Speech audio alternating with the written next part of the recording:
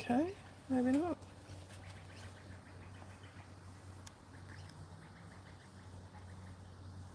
I'm going to go in tighter and it won't let me. That's interesting. Okay, so I've got lots to share today. I didn't think I had that much, but when I started looking, I've got quite a bit. So I just want to start with these. I just listed these on my Instagram. They're not something that does it for me. It's hard to get them in the shot, evidently, but these are like 1990s era placemats. I've got 5 placemats. They were given to me recently. The lady who gave them to me, a dear friend, is moving, and this is something she thought I might be able to move for her. So there's 5 placemats and 2 matching table runners. If anyone's interested in those, they're on my Instagram. I might have listed them a bit high because I got no idea what to list them. But if it's something that you might be interested in, let me know. Send me a message on on Instagram. It's at Gladys and Maud Unearthed. Yeah, I've got so much to show you guys today. I thought I'd just come and do some stitching, but I've just got so much. So I thought I might start with some of the things that I've got listed on Instagram at the moment. I've put up some sets of 4 hankies. So this is in one of the sets. And I find sometimes it's good to show them here because then if you're interested in buying them, you get a better idea of the condition they're in and what they look like. I'm just trying to get myself seated and comfortable so I can show you these a bit better. I want to move the camera away a bit if I can to try and get things in the shot better, but then that means that I can't see the screen. So hopefully, no. Sorry, I still want to be able to try and see what I'm showing you, which is difficult. I've got a crink in my neck. But anyway, this is one of the sets. There's one of my eyelashes there. Yeah, that's interesting how that's gotten there. Okay. So this has a stitched on lace edge. Not one of my favourite types of edgings. It's nice. It seems to be in complete, there's no holes or damage that I can see. This lace, even though there's a bit of cotton hanging out here, actually looks like that's been stitched on. It's not part of the lace, I don't think. And of course, I've forgotten my glasses. That actually just looks like someone's done a stitch there, because that piece of cotton does not match that lace, but I can't see any damage on it. Pretty sure this is I was going to say cotton. It could be a linen blend. Looks like it's got a bit of linen in it. There is actually a bit of yellowing on here, I've just noticed. So that should come out with a good soak. And usually when I type up these listings on Instagram, I'm doing it inside, and even though I've got lighting on me, the lighting's a lot better out here, so I pick up a lot more out here than inside. So this is the next one in this set. This is a linen one. Beautiful. And yes, these were marketed as hankies. It's a bit on the heavier side for a handkerchief. Could potentially pass as a napkin, but it's lovely hand stitched. There's the back, look at that, almost as good as the front. We've got that, I was going to say Italian hem stitch, but I don't quite think it is, but we've got that lovely pulled and withdrawn thread work there. So that's the second one in that pack. The third one is a vintage Irish linen hanky. I've got a few of these. I got them in a pack. They were given to me in a big pack. I know this is a genuine Irish linen one, and it's dated. I was told it was dated back to the 20s. I'm not entirely sure it's that old. It could be as new as the 50s, but it is an old one. 100% Irish linen, that one. And then this is the fourth one in that pack. This one is, I want to say cotton. If it is cotton, it has a slub, so it could be a linen blend, cotton linen blend. But look at that hand crocheted edge on this one. My neighbours are doing their lawn, as you can hear, and I've actually been waiting since 11 AM this morning to come and do this video.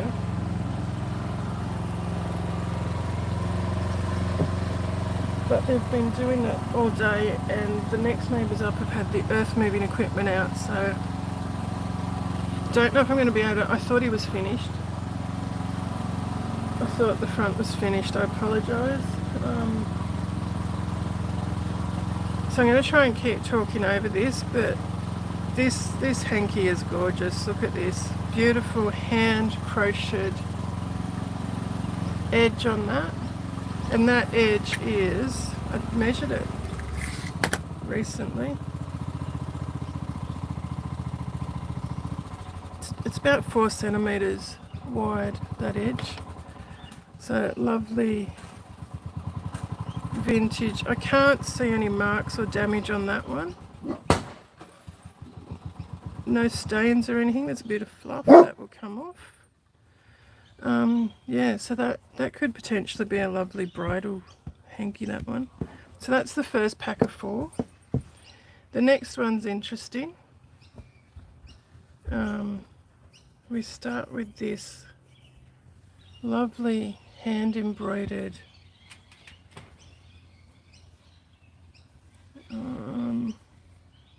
this is either cotton or a cotton linen blend. It's a heavier hanky, and again, yes, this was sold to me as a handkerchief. It has this beautiful hand embroidered bouquet on it, and the back of it, look at the back, it's almost as neat as the front. Don't lick the screen, you silly Billy, that's yucky. And then it has this, as you can see, it's all hemmed, and then it has this double blanket stitch, which is interesting. So that's the first one in this second pack. And then we've got this lovely, another hand embroidered, look at that one.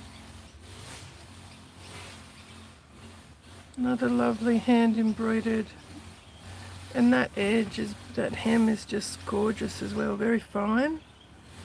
Again, this is either cotton or a cotton linen blend. Again, it has the slub. It doesn't feel like cotton, but it doesn't feel like linen, so I reckon it might be another blend. This one I'm pretty sure is linen. Again, hand embroidered, quite naive the stitch on this.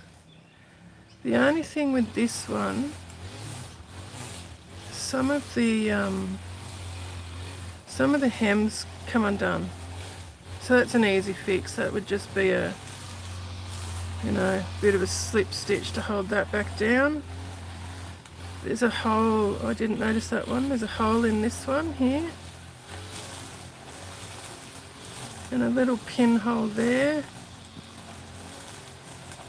But again, that should come up with a good soak. Might have to drop the prices on these. That one's not in as good condition as I thought. Again, that happens when I come outside. And then we've got this one. This one's really interesting. This is linen, beautiful fine linen. Look at that, excellent beautiful quality handkerchief. It's got that funny stitched on edge lace again, which isn't one of my favourite edges. Completely intact, I can't see any damage on this one, but it has this, that bloody whippersnipper now, it has this hand stitched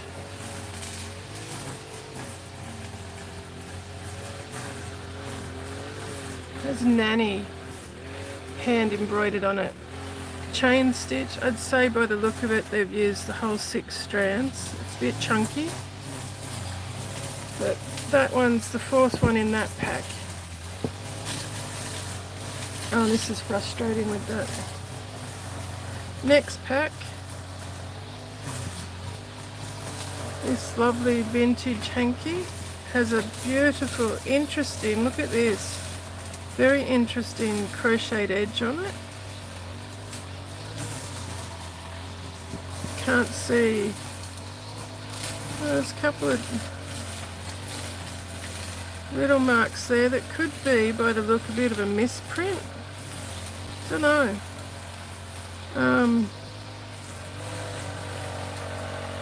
There are threads here. I haven't trimmed them off because I'm pretty sure that's where the crochet starts and ends, so it probably should be just trimmed off. So that's the first one. Then we've got this one, lovely, same sort of vintage era. I can't see, oh, it's got a little bit of colour run on this one. I think I have included that in the description. A little bit of colour run. And I actually think this one might be faded because there's a pink flower here and a couple of little pink ones here, so I think that was supposed to be primarily pink, but it no longer is. Then we've got this little one. This reminds me of ones that my best friend across the road had in her drawer in the 80s. There's that one. And then the 4th one in this pack is this pretty, this is a linen, very pretty linen. The hems come away a bit on this side. There's a yellow mark, which I reckon could be sticky tape, because I've got a few that have got a mark there that's from sticky tape, like double-sided tape. Another lovely vintage, and again that should come out with a soak. Next pack, we've got this nice floral, and again looks like there could be a bit of colour on here, and that again looks like sticky tape mark there.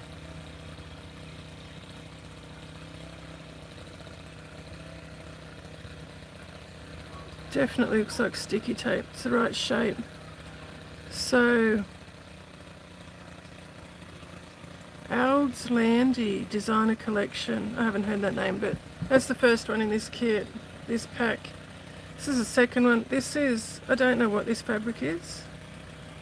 As you can see, it's probably, I didn't realise this was so bad, so I probably should be giving this one for nothing. The lace is pulled away in a few spots, it has colour run, but the fabric is really unusual. Maybe I should just throw these all in one pack for much less than what I've got them listed at the moment, to be honest. Again, once I get them out here, I can see a lot more. Next one in this pack, this is just a plain cotton, a heavy cotton, white hanky. Again, could potentially be a napkin, but it was sold to me as a hanky. Again, sticky tape.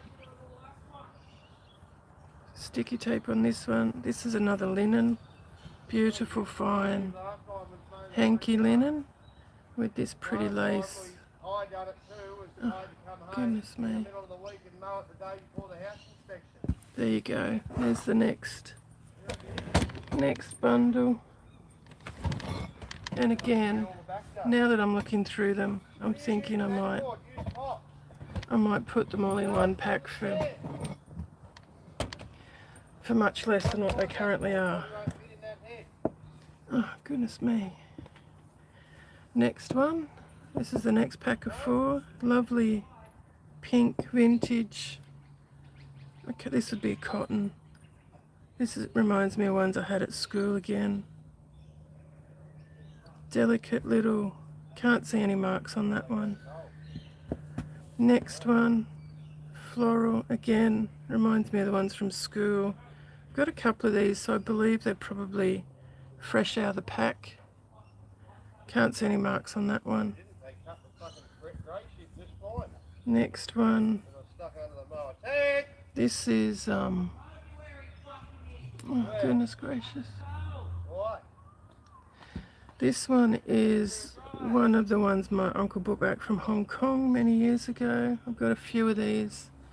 They're all in good, unused condition. Pretty one, that one. And then the last one, this one's pretty. This is just a cotton one now that's got my hair on it. Very fine, look at that. Beautiful. Beautiful vintage, very pretty. So yeah, they are all listed in packs of 4, but after seeing the condition of some of those, I think I will go and change that. If you get to it before I do, if there's anything you're interested in, either leave me a comment or send me a message through Instagram, and I think I'm going to probably do them all as one bundle for much less than I've currently got them listed. I've then got these 2 napkins. These are linen. A bit of a mark there. These are hand crocheted edge and hand embroidered flowers. So there's a pair of those.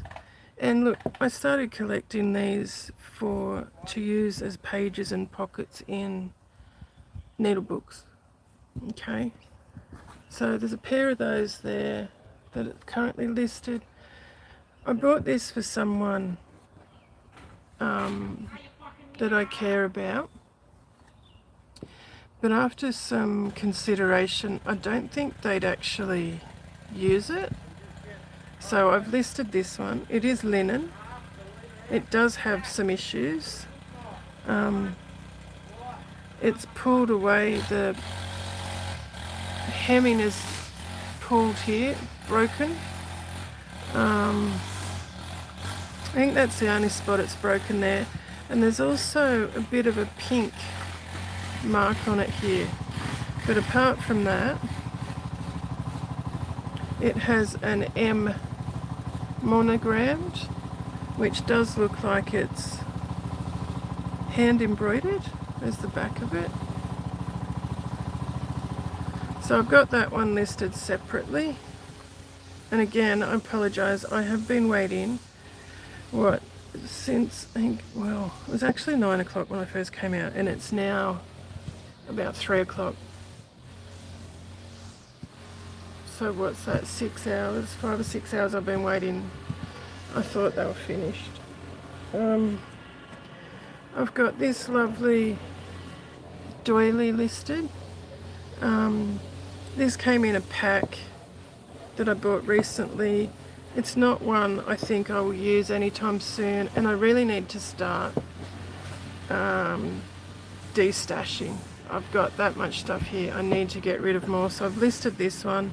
Beautiful, fine, hand crocheted. I can't see anything wrong with this one. I can't see any marks. I can't see any damage. Pretty, look at these crocheted edges here. They're almost like needle weaving. Pretty sure it's crochet, but very pretty. So I've got that listed. I've got this big, I just knocked my drink over, sorry. I've got this napkin listed, which has just, there's a nice mark there, which has just happened, literally just happened. I don't know what the heck that is, so that will have to be washed again. That has, I just went to pick it up and there's a bloody mark on it. I wonder if there's been an inside, I don't know, blinking heck. So this I believe this one's cotton. Has a beautiful hand embroidered corner. The back's almost as nice as the front. So after this gets another wash to get that bloody mark off it. I've got no idea where that's come from. That's bizarre.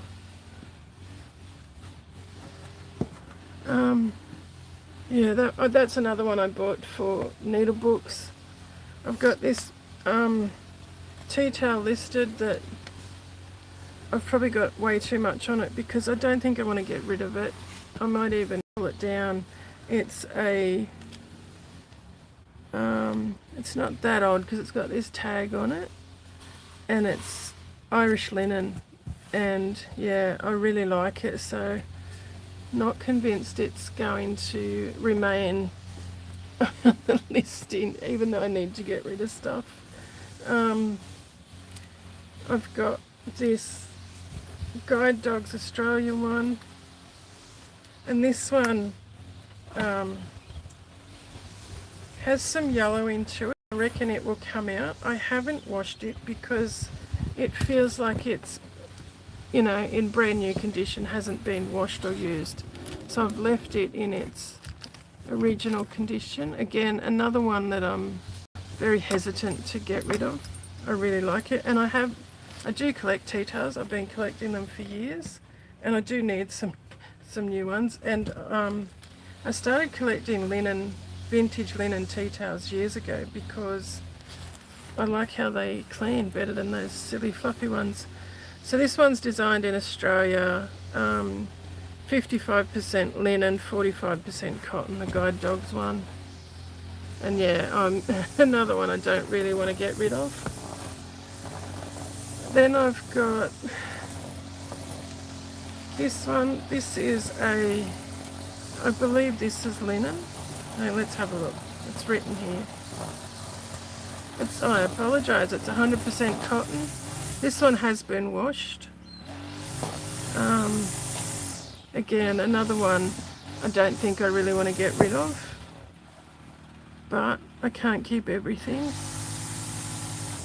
It's very pretty. Yeah, that one might come off too. I'm not very good at getting rid of stuff, am I? I'm just going to have another drink though. This bloody noise, I'm ready to...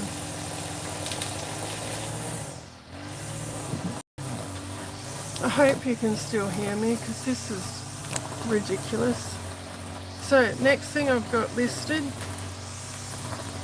this one's a bit, I haven't pressed it, so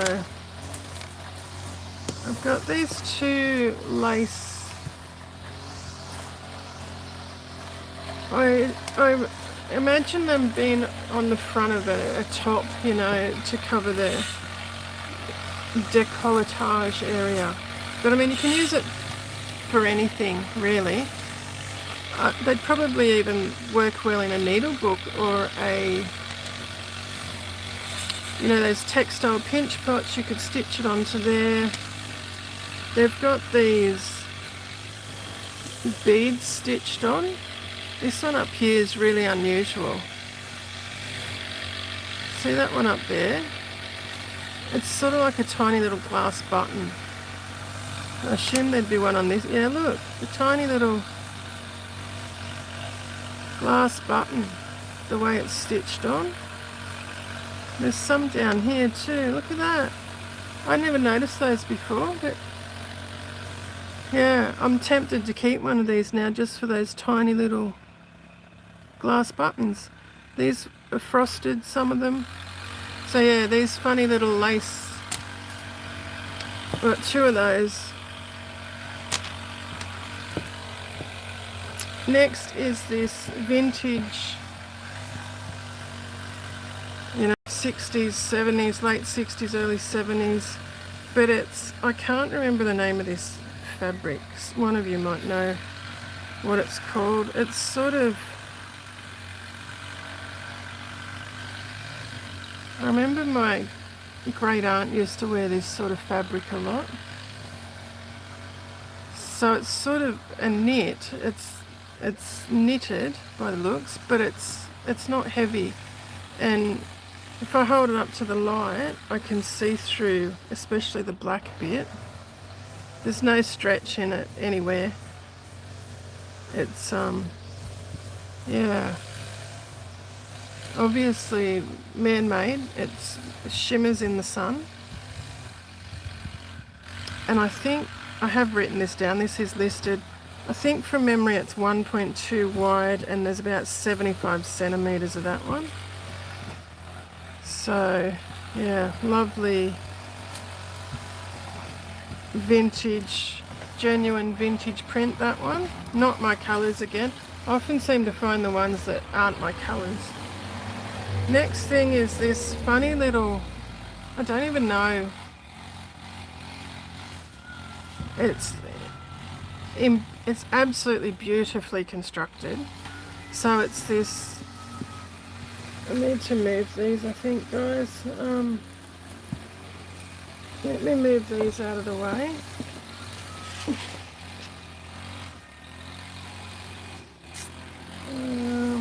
Don't know where to put them.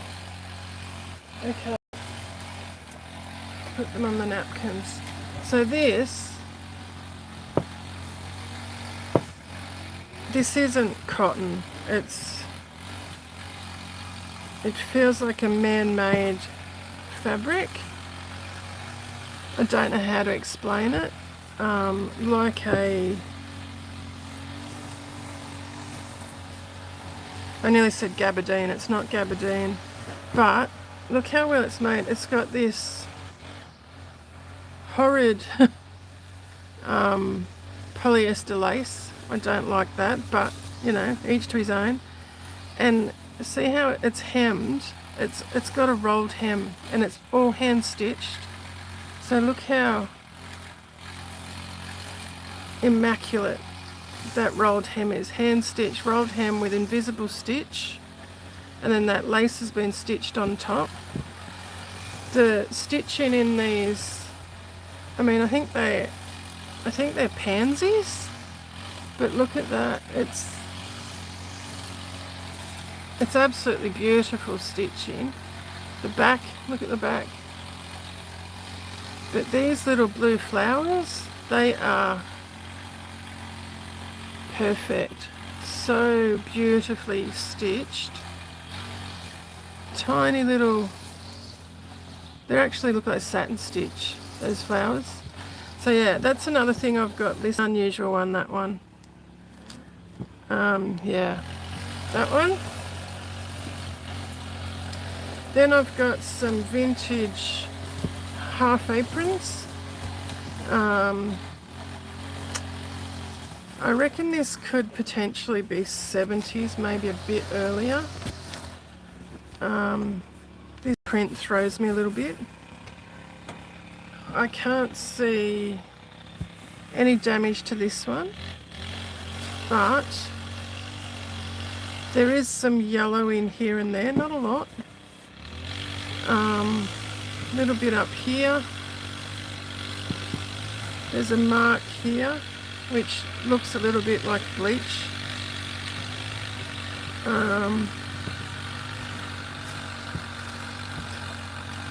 Another bit, little bit here that could potentially be a bleach mark, just here.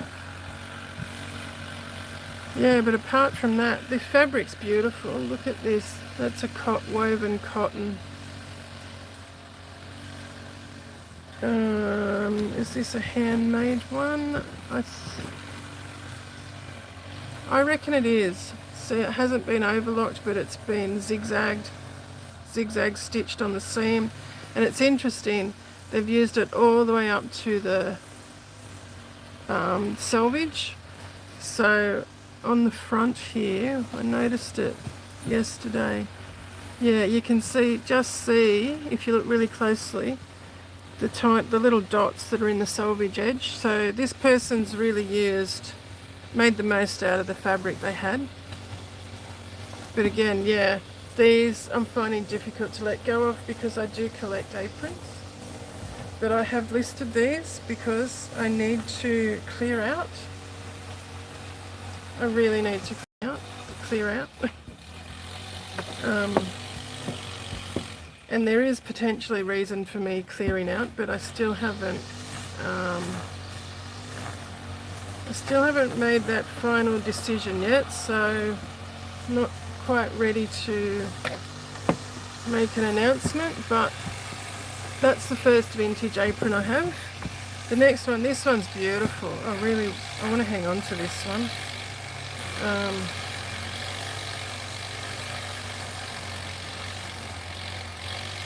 Again, I believe this one is handmade as well. Beautiful fabric. Look at that. It's so pretty. Beautiful colour. I'd imagine this one's probably 80s, maybe 90s. This almost feels like it's a bit of fluff. It's just like a brush cotton or something, but it almost feels like velvet, this one. Again, this is a longer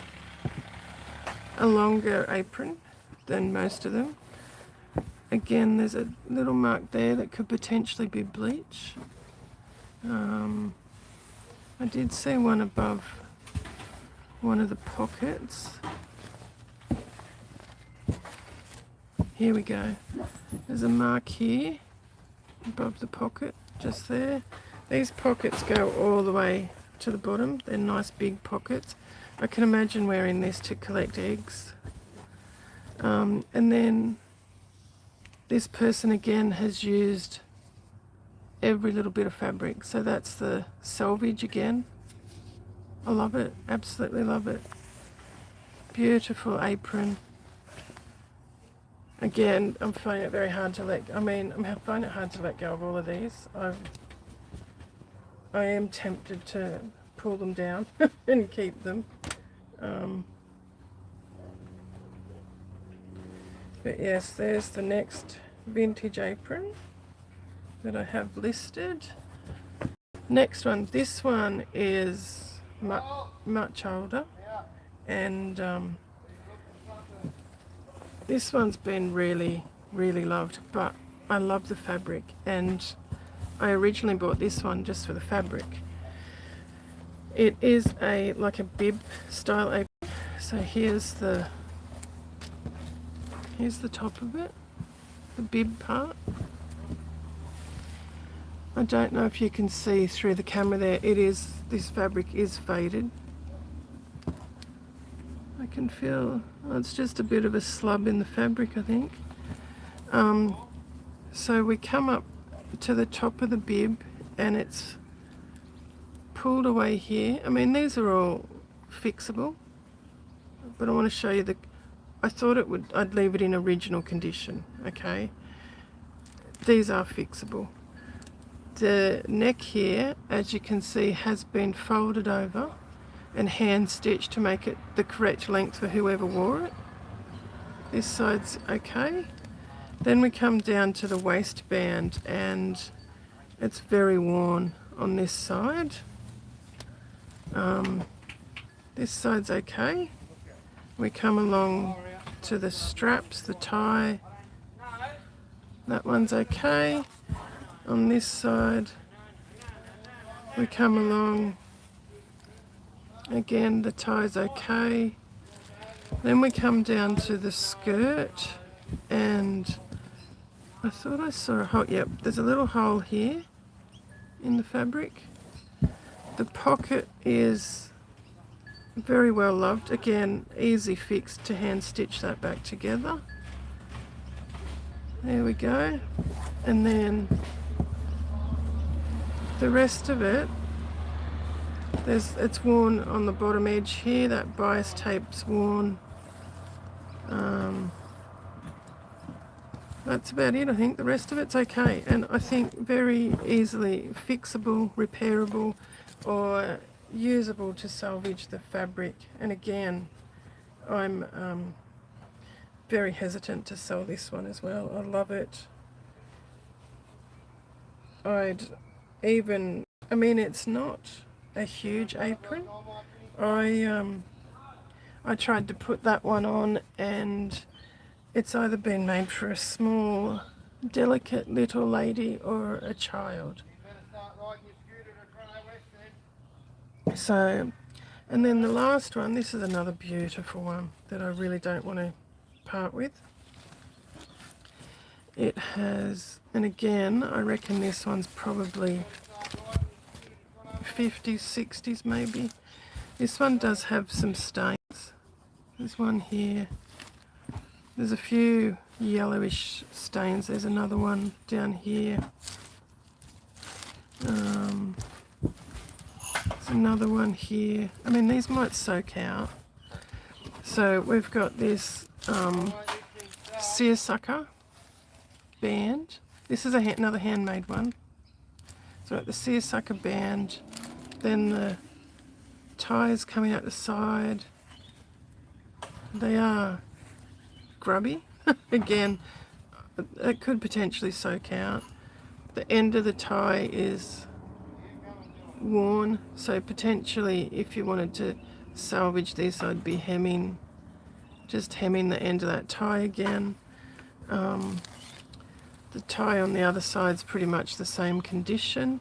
There's a join here, which I find very cool. Again, it's worn. This blue shell fabric is interesting. I haven't seen it before.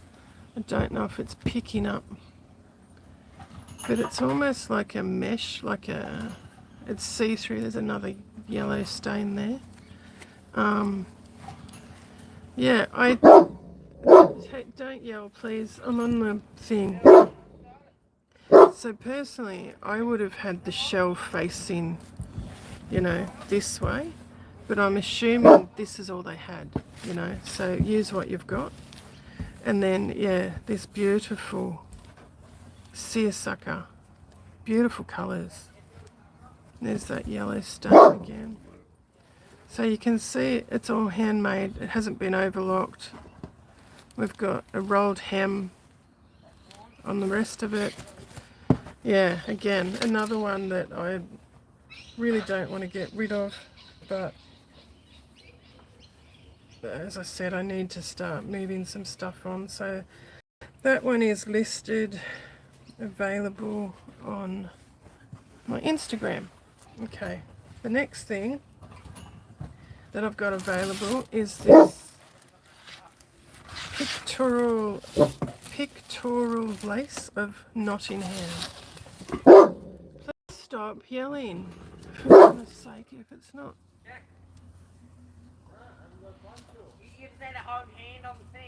Oh, go and lay down, darling. It's just the neighbours. Don't growl. So the next thing is this pictorial lace. It's, it's on this blue cardboard. This is how it came to me. I don't even know what you'd call this lace. All I know is that it's a pictorial lace of Nottingham in England. So that one's listed as well on my Instagram. I have been storing it in it is stored in a plastic bag to try and protect it.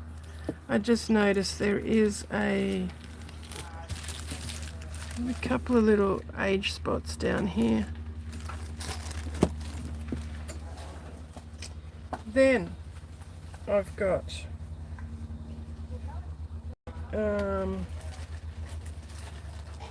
this is another thing I've got listed. I've got selling all these together as a bundle. So there's not 20 in there. I think there's only 12. I have written it down. This pack is full, hasn't been used. Pack of 25. Then there's this honeycomb shape. I think there's 50 in there. Again, I've written it down on my Instagram. But there's also the acrylic template that hasn't been used. So that's pretty cool. And then there's these petal shapes. So I'm doing that as a pack. The English paper piecing. Again, on my Instagram. Oh, goodness gracious. Can I scream in frustration yet? Okay, next thing, I've got some pianola rolls for sale. I bought these to use in mixed media bookmaking, but I just don't have the time at the moment, and I don't have the space to hold on to these right now. So if anybody's interested, I've got 3 of these listed.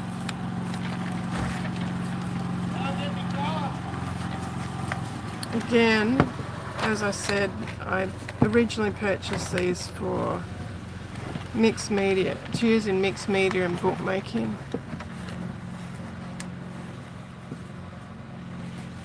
All hail the power of Jesus' name. The Bluebird Gospel Hymn. Alfred Parker. Apparently, that looks like a stamp to me, but apparently that's an original signature. I'm not convinced. It looks like a stamp. So I got that one. Even the box is pretty cool. I can't get that in the screen, in the shot. The next one I've got is, this one's bigger. The box is a bit bigger. It's got a cool label on the end. And, oh, goodness gracious, open up.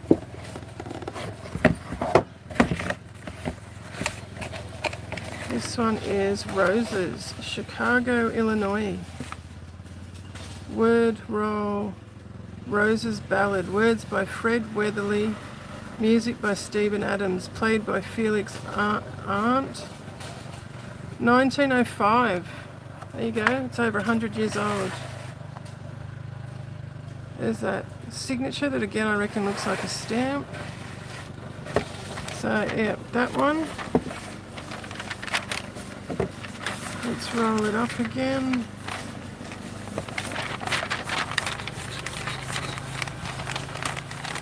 $19.05. What's that make it? 120 years old, that one? Is there a year on the first one? Let's have another look. I don't think there is. No, I can't see a year on that one. So I reckon it'd be a similar age from the look of it. Might even be a little bit older. I can't, that label's faded. And then I've got one last one in a little black box. I don't think there's much on this one from memory. Oh, jeez, please. Yeah, look, I can't. Number 55, that's it. So the condition of this one, I reckon it's probably older. And the style's a little bit different. Oh goodness, I can't roll it back up. Come out. Come on, out you come. Okay. So I reckon this one's probably a little bit older. I think the paper's amazing. And if I didn't have to de-stash so much, I'd be holding on to these because of their age and because the potential of what they can be used for. Right, I think most of the rest of it is just new stuff I found or stuff I'm doing. This is something else I've got listed actually before I move on. Look at this. Excellent, beautiful condition. From my research, it says these are 1940s, but I'm not entirely convinced. I don't know, but the thing about this, they're definitely vintage. The thing about this box is there are 10, shiver me timbers, chipped them all out. Hang on, let me tidy this up. Crikey. So 1, 2, and I want to get that these labels out to show you as well that are tucked in here. Okay, let's try this again. I mean, even the box is very cool to own. I've seen people doing vintage textile kits in these boxes to sell. So here we go. Here's our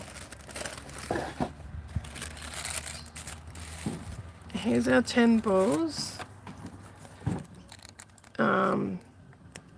This is in, I can't remember what you call it. These are in all the balls, these labels. They've all got, see these tags in them. And this comes with it. Special note, we recommend users of colours to purchase in one lot a sufficient quantity to complete the piece of work so as to ensure uniformity of shade. There's a bit more here about how to care for it, how to clean it. Recommends cleaning it with pure soap flakes. So that's in the box. The thing about this is every one of these balls, they are untouched, you know, perfect, unused vintage condition, but they are all the same dye lot. So they're all shade 608 with dye lot C940. So incredibly special box, that one. And I've got that listed on my Instagram at the moment. So very special. I do have one I'm keeping for myself, but I thought that was worth sharing. So there's that one. Okay, now I think, as I mentioned, the rest of it is stuff I've found since I've last seen you. It's so freaking noisy, I'm trying so hard not to scream. Okay, one of the things I found is these labels, boomerang bags. I started making these a while ago and I couldn't afford the labels, so I found these at a second-hand shop, so I picked those up. Okay, next, I haven't got all of the new handkerchiefs here because some of them are in the stuff I'm making at the moment, but these are all new hankies that I've gotten in the last week for the Needlebooks or Needlebook kits. Oh my goodness, I'm so over this. This pretty crocheted one, crocheted cotton hanky. This pretty one. Now these ones again come from the lighting's a bit crap at the moment. These again come from another second-hand shop. And it says on the packet that they've all been sanitised, which I find interesting. Isn't this pretty? Look at the colour. Can you even see the colour in this light? So that's another one. This one's pretty, even though it's just a print. Isn't that pretty? Reminds me of Easter for some reason. Then this yellow embroidered rose. This one, I think I've got another couple of these. They must be in something I'm working on. Look how delicate it is though. Almost looks like tatting. It's not. It's just a lace, but, and that embroidery, if you can even see that. Very pretty, and I'm ready to stick that blower in his ear at the moment. This one's pretty. It's just a pink one, but it's got this pretty self-patterned dot on it. That one. And these all came in packs of 3 or 4. So some of them I had no control over. Pretty rose. And this one's pretty too. Look at that purple and like aqua or teal, my favourite colours together. There's that one. Okay. Then these were gifted to me the other day, yesterday even, maybe.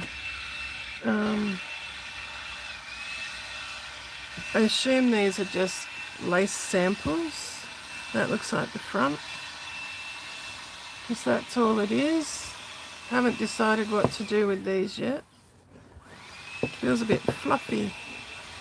This one's interesting. I didn't notice this until this afternoon. It's actually got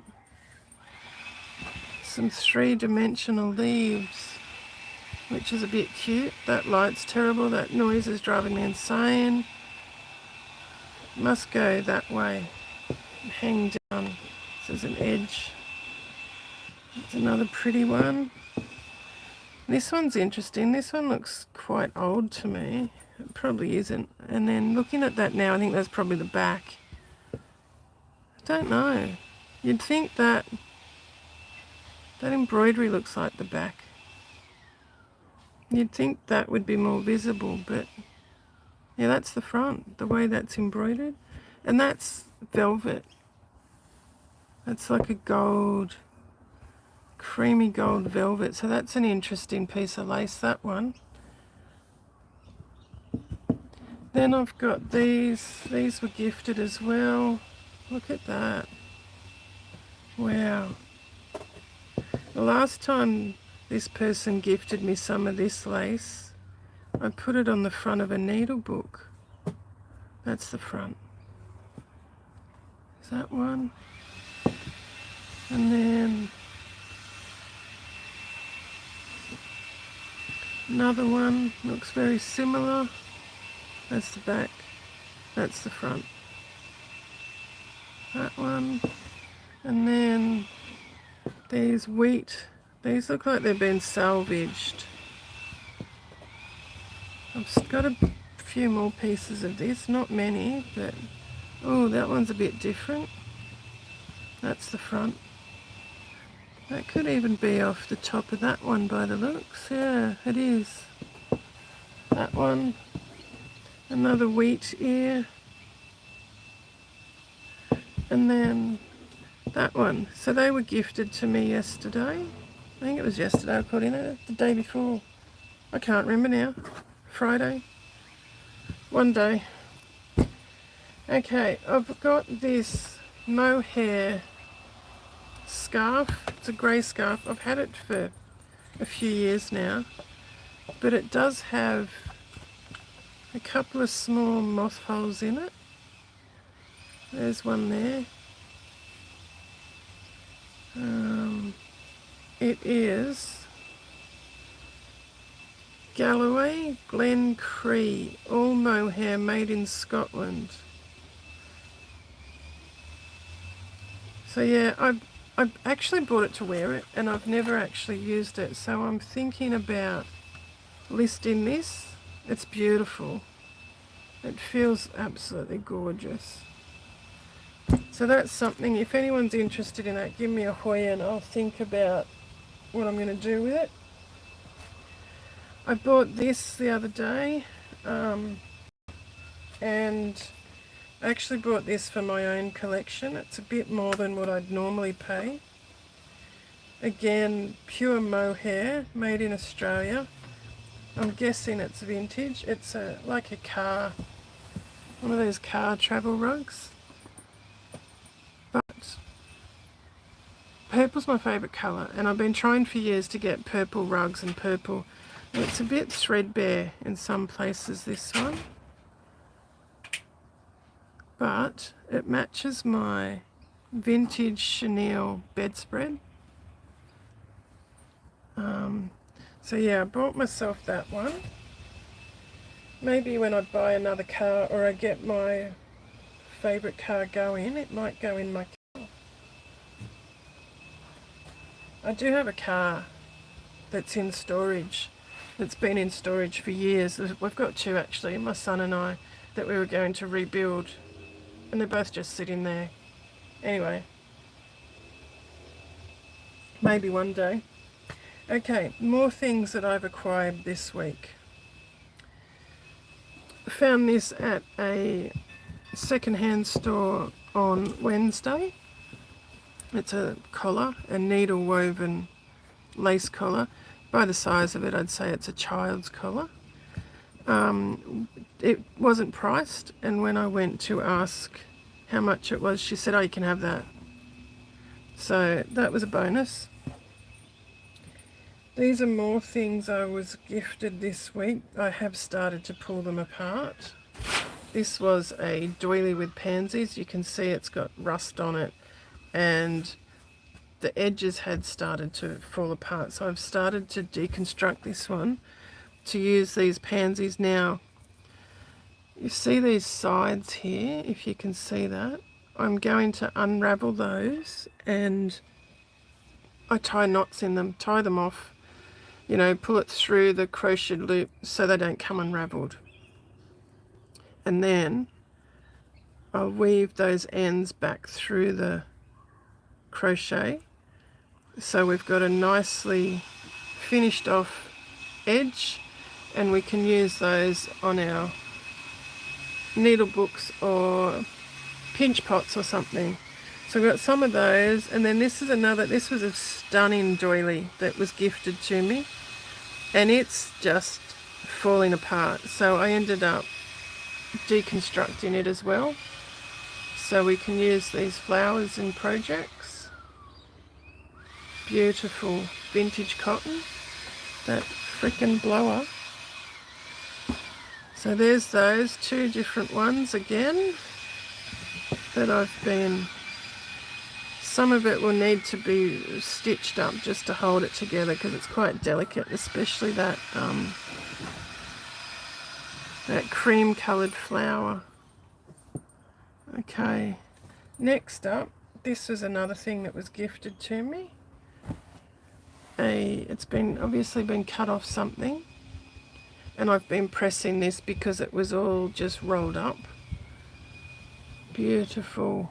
It reminds me of the edge on a hammock, you know, those vintage hammocks that would.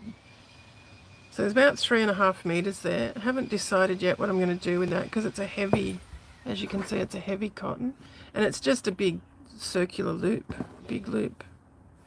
So that's another one I've been gifted this week. This was another gifting. Something a bit unusual, some black lace.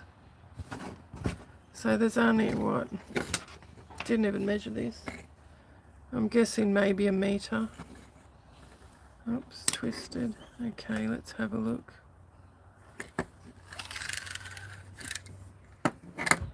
Oops. Okay.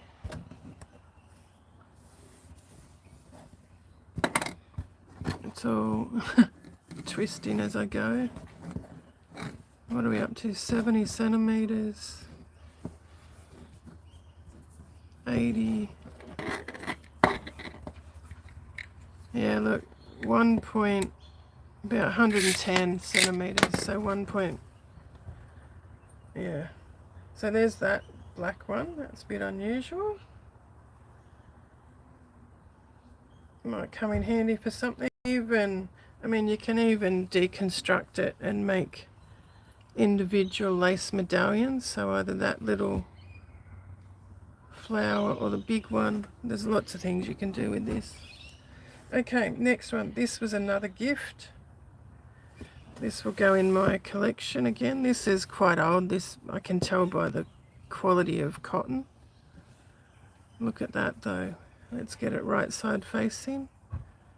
Very delicate, beautiful, beautiful cotton.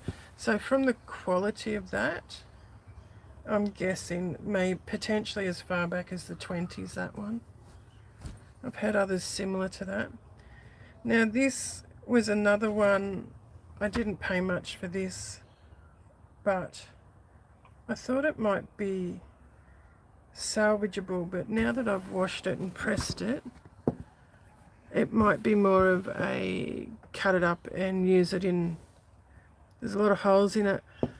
I'm not convinced there's not something missing. I feel like there should be more embroidery at the baskets. Some of the edges, the crocheted edges come unraveled. I mean, I could restore the edge, and I could potentially restore the embroidery. See, some down here is worn through. There, see, this is worn. This embroidery needs to be all restored if we're going to use it. There are a couple of holes in it. Where did I see them? See, there's one there. There's a hole there. There's some dark stains on it. There's another, look at these holes. So, look at that one. There's more holes there. There's no sentimental value. It is linen. So my thoughts on that are to chop it up and use it, you know, as pages in Needlebooks or something similar. And this is the same. This beautiful, I've lost the word. I know it. I knew it a few seconds ago. What's this fabric called? I've completely lost it with that noise. This fabric that I can't remember the name of it with all that noise. This woven, beautiful woven detail here, but there's a lot of holes in it. Look at that, it's so worn. So again, I thought this might be good. Sorry, that one's not in the screen. Crikey Moses, just stop for goodness sake. What's it called?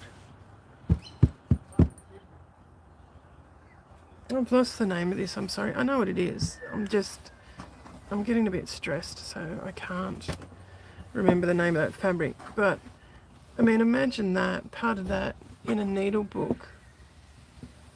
So I thought this might be a bit salvageable for some project. I can't remember the name of the bloody fabric. These are new ones. These are new additions to my collection. Beautiful cross stitch. So again, I often buy these with needle books in mind, or to put in kits. They're beautiful quality, that one. This is a new one, little sandwich tray cloth. Look at the embroidery on that. Those little grub roses. Very cute, all hand embroidered, hand crocheted. That, I mean, I'll have to wash this again. I tend to scorch them. I turn my iron down, I scorch them. Thank Christ, when I soak them, that does always come out. This is another new acquisition. It's a linen runner. This one was very grubby when I bought it. And the colour of the linen's interesting. It's, I don't know, I'd call it oat or wheat when you hold it up. Where it's woven, it's sort of straw coloured. I haven't actually seen a vintage linen that colour before. But the embroidery's all intact. It's a bit chunky. The crochet edge seems to be intact. So yeah, pretty little, and again, I was going to move this on, but I think, I mean, it might be good for needle books too. There's lots, yeah, I don't know. I'm still undecided. Another new acquisition. I've got a few of these too, and I think I might pick the best of the lot for my own collection and move some on. They're all beautiful. I don't think any of them are damaged or stained, the ones I've got. This one looks like cotton. Some of the ones I have are linen. Oh, it could be linen actually. It feels more like cotton. Looks a bit like linen, feels like cotton. All hand stitched, cut work. I've got another cut work one. This one does have some yellowing on it. It might come out, or I might have scorched it. Another beautiful hand embroidered cut work. Look, looks like a bit of rust there. So I tell a fib. Earlier I said they've all got no marks. That one's got marks. Beautiful nonetheless. And again, I started buying these with the idea of putting them in needle books as pockets or pages. This one is really pretty, and I was going to move this on, but the more I look at it, the more I'm falling in love with it. Look at that.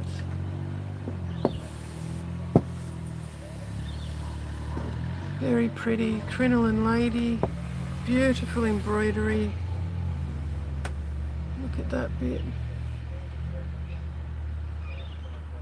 Beautiful hand crocheted edge. I really like that one. There's a bit of a watermark on it by the looks. Might have to go in for a wash. Thought that one was really pretty. And again, initially I bought that to move on, but I'm falling in love with it. This one I'd like to move on, and I actually thought when I picked it up that it was a series of placemats like that, but it's actually a tablecloth, and this linen is absolutely beautiful. It's some of the most beautiful linen I've ever come across.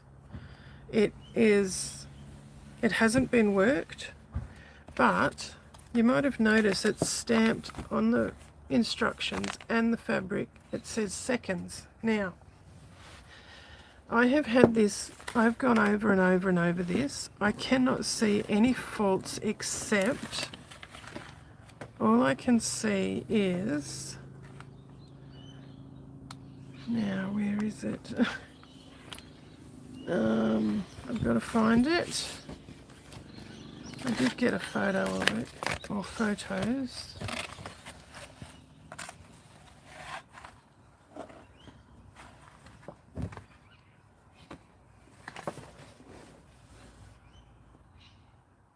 Okay, here's one. This is one fault that I found.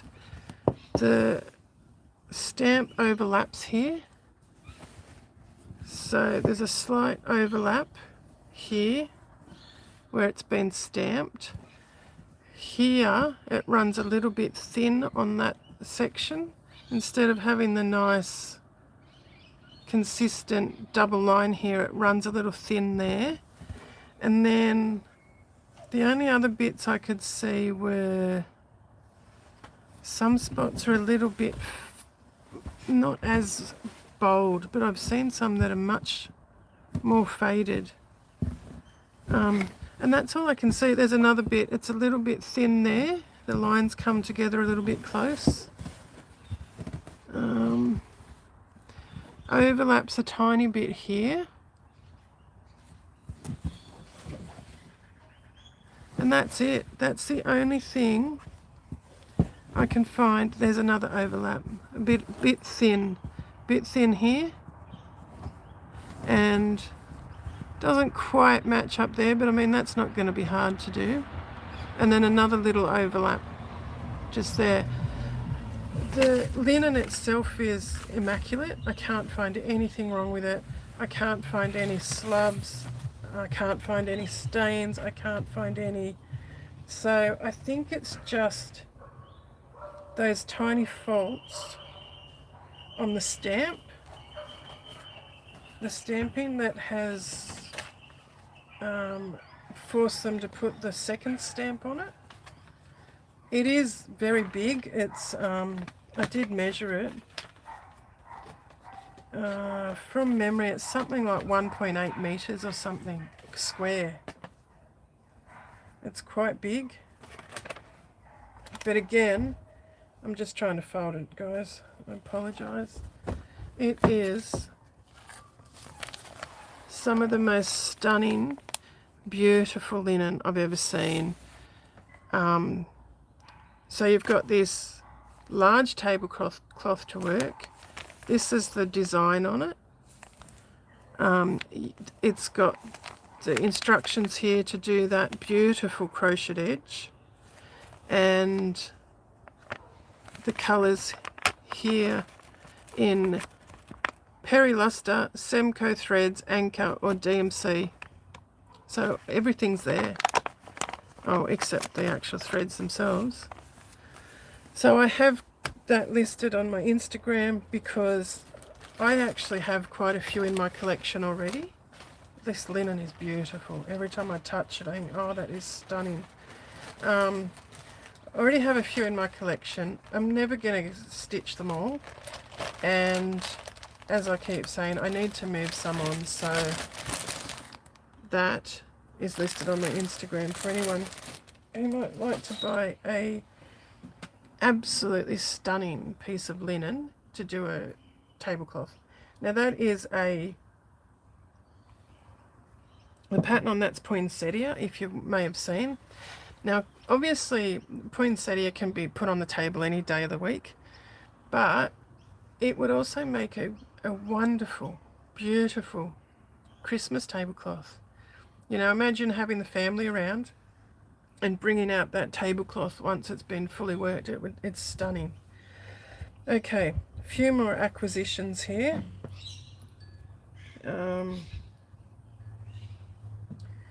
Another beautiful, beautiful piece of wool suiting that I bought for Needlebook pages. Absolutely gorgeous colour. Look at that. Another piece to add to my wool collection. So I might even share some of that in some Needlebook page kits potentially. I've got this. I've got some more. There's more of this. I've got more of this. This was purchased in pieces. Some vintage wool blanketing. So I was going to cut that up to put in some kits. I've got a whole other giant piece over there to keep for myself. I thought this was vintage cotton. It's beautiful. It's almost a cotton voile. Look at that. Bit see-through, but on the selvage, see that big wide selvage band there? This was interesting. Where is it? Where's it gone? Thank God it's quietened down a bit. I think they've driven off. That's been really stressing me, all that noise and abuse, and the poor dog's getting really stressed about it too. So okay, here we go. There is a stamp on here that says Victorian Garden is the design, and it's by Daisy Kingdom, and it's dated 1998. So I didn't expect that. I remember Daisy Kingdom. They used to do beautiful, like, nursery fabrics for newborn babies and little children things. So there's that I bought for my collection to add to my vintage fabrics. Actually thought it was older than it is. I was quite happy today to find that on it. And then this piece, which is a very similar type of fabric, so I wonder if I can't find anything on the selvage on this one. But it's the same kind of fabric. See that really fine cotton.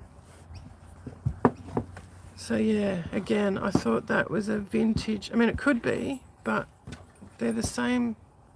This one's a lot stiffer than this one. This one's quite soft. So this could be older. But yeah, it's very similar types of fabric. Okay, next up. This pretty little, and I think I'll keep this one too. Again, I bought this to move on, but look at that. Imagine that in a needlebook, or imagine it deconstructed and use those medallions. So that one's very cool. Here's another complete pansy doily that I don't think is damaged, so at this rate I might keep it as it is. It's the same as the one that was falling apart that had the rust on it. So I've got that one. And then, oh crikey, I've got all these needle lace, woven needle lace. Now I have used some of these previously on Needlebooks, but they weren't as heavy. This is quite a heavy cotton. And it's actually It looks white here, but it's actually a very soft pink, the colour. And I've got, look at this piece. Lovely medallion. I have got a hell of a lot more of these. I haven't cut them all out yet. This was a tablecloth that was gifted to me, and it had, the two ends had been cut out. It looked like someone had cut a blouse out of it, a top. And so I've got all these left over. There's my hair again. Oh. I've got all these medallions that I'm never going to use all of them.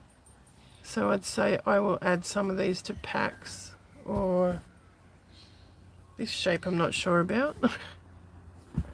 I'm trying to rescue as much as I can. So yeah, I've got, they're just the ones I've cut out. Obviously it takes me a while to cut them and press them. So I've got a huge amount of those. If anyone's interested in buying some of those, I will have plenty. Okay, next up, I bought this tablecloth and I paid bugger all for it, and I think it's going to stay in my collection because it's absolutely stunning. I don't even know how to show you. It's linen, it's like an apricot colour, but look at this. Isn't it exquisite? It's got a Scotty dog, what are they called? Terrier, I should know.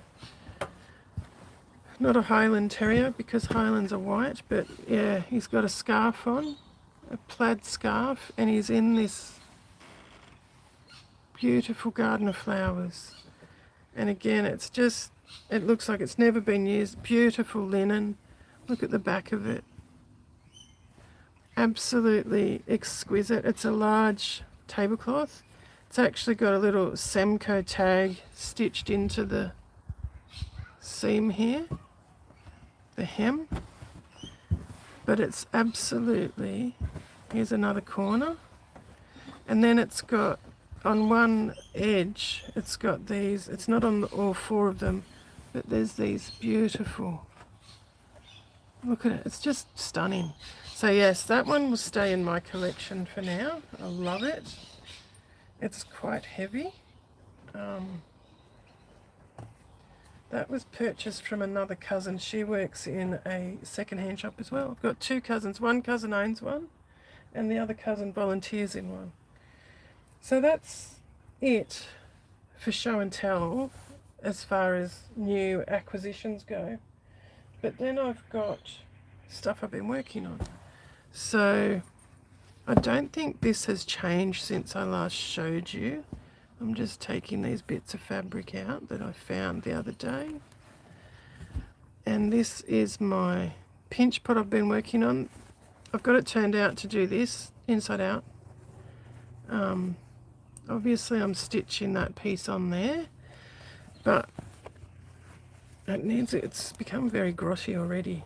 I think this will be the outside of it.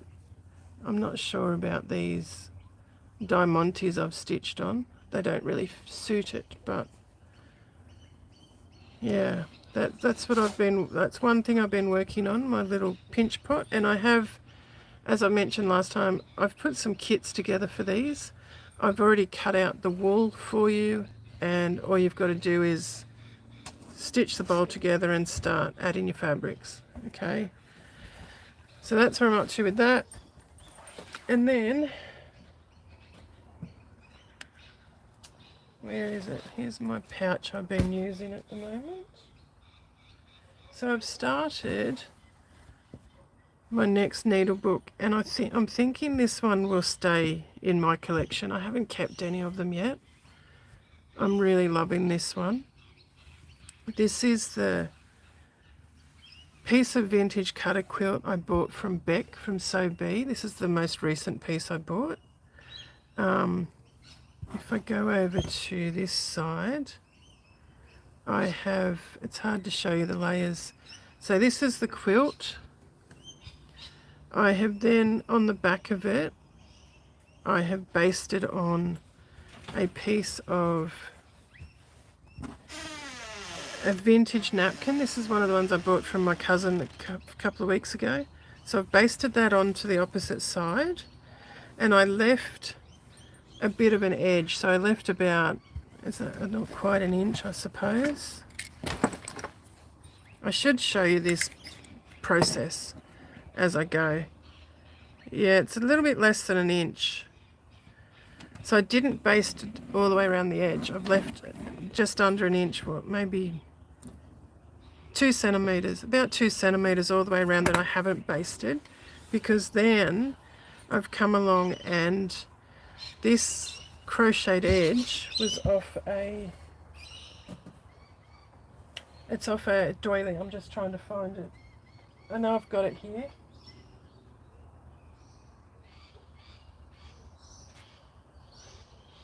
Bear with me for a minute.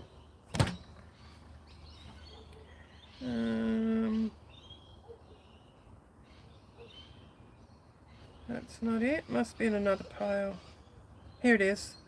I found it. So, and it was very difficult for me to sacrifice this doily, but it had holes and stains that I couldn't remove, so there's holes in the middle of it. So this was the doily. I can't fit it all on the screen. It's a bit of an odd shape, if you can get that. And what I did was, I didn't, how can I explain? I folded the doily and sort of just nicked and then cut the edge off with a bit of an allowance. So I left, you know, maybe at least 5 mil of linen attached to the crocheted edge. And I've then used these corners to my advantage, where I've put them in here. So I've sort of put it in between we've got the quilt, the vintage cutter quilt, and then the blue napkin, and I've sort of just tucked it in between the two of them, using the corners to my advantage. But so I've worked along the top, and yes, it's not the same shape, but it has worked. And again, the corner fitted perfectly along the top there. But then when I've come down the sides, I've had a bit of an overlap here, so I've just folded it. And I will come back and stitch that down so it's not as obvious. And then again, it's along the bottom. I've got an overlap on this side.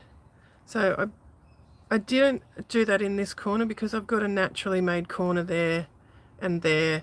So I've just folded that over, and again I will come back with a white cotton and stitch that down very firmly so it's not as obvious.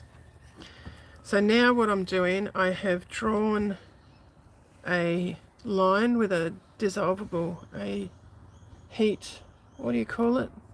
A marker that will disappear when I add heat. And I am doing that needs to be cut off because I've ended that off. Where's my scissors? Oops, sorry guys, leant over too far. I've got my little vintage tray here, but it's too high to put on the table so you can see what I'm doing. Bugger, I can't find any. I bet I've left all my scissors inside. Now there's some more treasures I got this week. There should be a pair of scissors in here. Yep, here we go.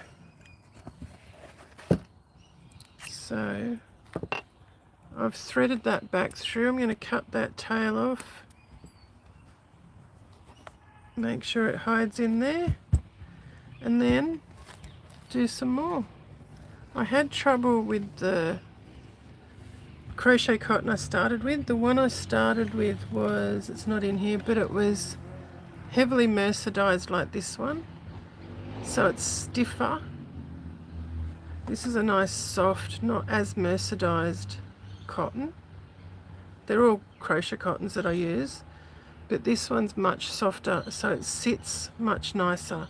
When I used the heavily mercerized one to do this blanket stitch on here, it just kept, it was over energized and it kept knotting, but it kept creating these funny little loops that wouldn't sit flat, so I had to undo it and go with a softer one, and I'm much happier with that. So what I do now is get another length of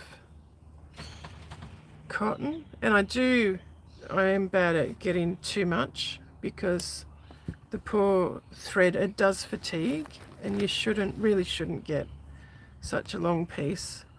And I do like to use this Thread Heaven. It's just a wax, and pull my thread through it. Oops.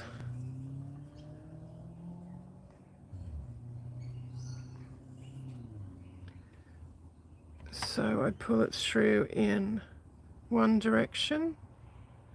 A little bit of wax hanging out there, and then I come back and pull it through in the opposite direction.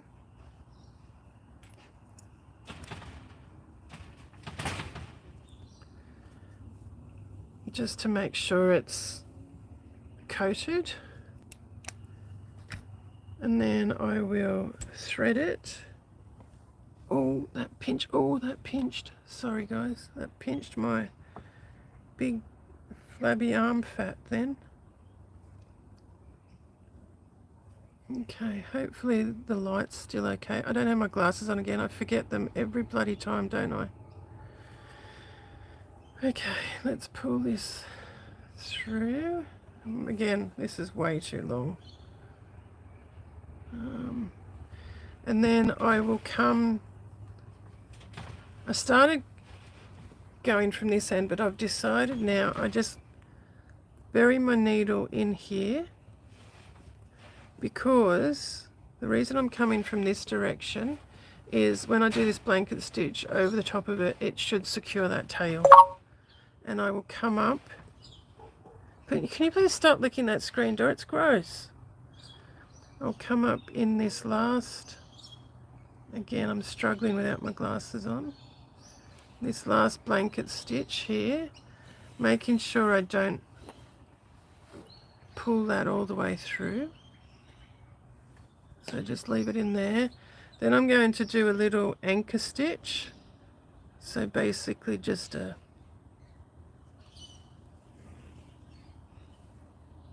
like so, and then I'm going to continue the blanket stitch. Now, something else I've discovered.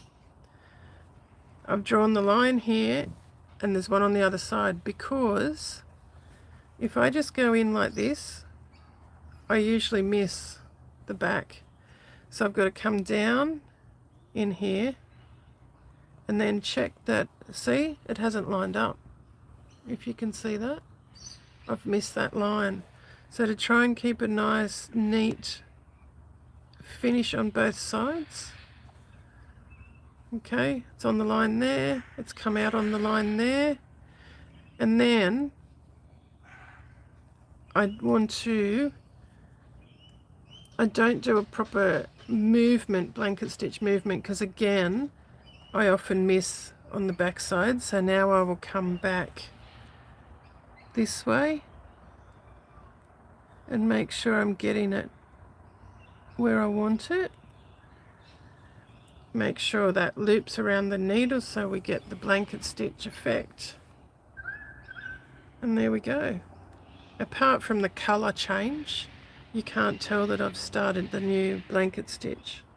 Again, we go in on the line, check the back, we're coming out on the right spot, and on the top end, making sure that loop is around that needle. And there is our next stitch. Okay, a little bit wide, but we can just manipulate it into the right spot. Now, for now, I'm going to stop, put my needle. That's not safe practice. I'm not going to put it in the quilt because the quilt's so delicate. It's wearing a bit. So, back to this. As you can see, I have basted that lining in, but then I've come back and basted this piece of lace over it, right up to the edge, making sure I'm covering all that lace with my blanket stitch to hold it in place. When I take those basting stitches out and put my needle book together, I'm going to have these two big lace pockets on the inside cover, okay? Now today I started to cut out this piece of vintage Sanderson. I don't know if I'm going to use it in here or not. I'd like to. I don't know if it's going to work though. So I tried to get a centered flower. Obviously this still needs to be trimmed or folded, but I'm thinking I might like to add a piece of this into this needle book as a page. Again, it's still not all worked out. I'd like to add potentially some of this one, at least one of these embroideries in this book.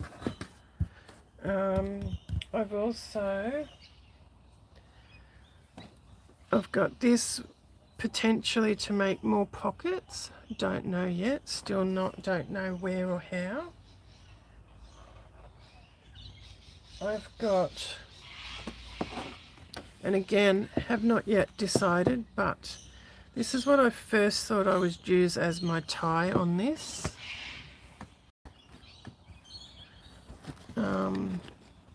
This is what came with it for the tie. Oops, now I've got scissors coming out of my ears. Oh, I'm dropping everything. Scissors are all tangled up. Oh, I dropped a bloody... Where did that go? I just dropped a vintage yellow and a flower. Bloody hell. So yeah, I'm thinking about using these in here, but this is the tie that came with the kit. This beautiful vintage rickrack. Not sure yet if I'm going to use it as the tie.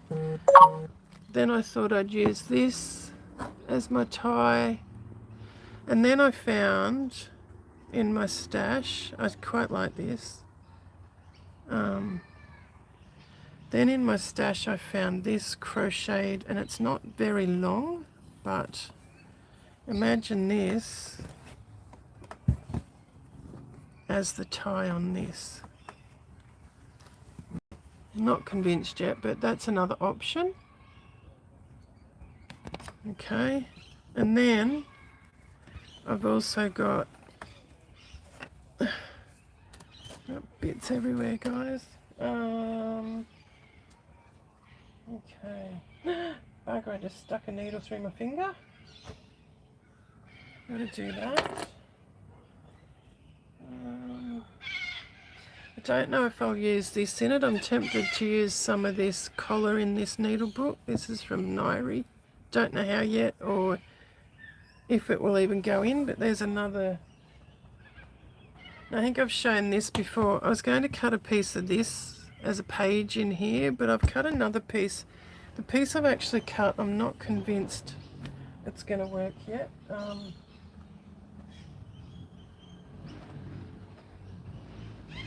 I've got a pile, well, two piles actually, of things I've pulled for this needle book. So I'll move this out of here for now because it's not folding well at the moment. So I've also cut this to potentially use as a page in here. Upside down, upside down, upside down. What did he say? what was his name? The bloody blackboard. So this is an idea for another page. Not sure yet. Not convinced it'll work. If that one doesn't work, I've got this one. I've got another couple as well. I also want to put this in as a page. Again, not sure how I'm going to get this all to work. There's a bit of starch on that one. As I said, I've still got, I'd like to put one of these birds, one of that in somehow. Some doctor's flannel. This came in the kit. I think I need a larger piece for this. This came in the kit. I don't know how I'm going to fit all these things in this book. This came in the kit. This came in the kit. But I've got a heap of other stuff I've pulled as well.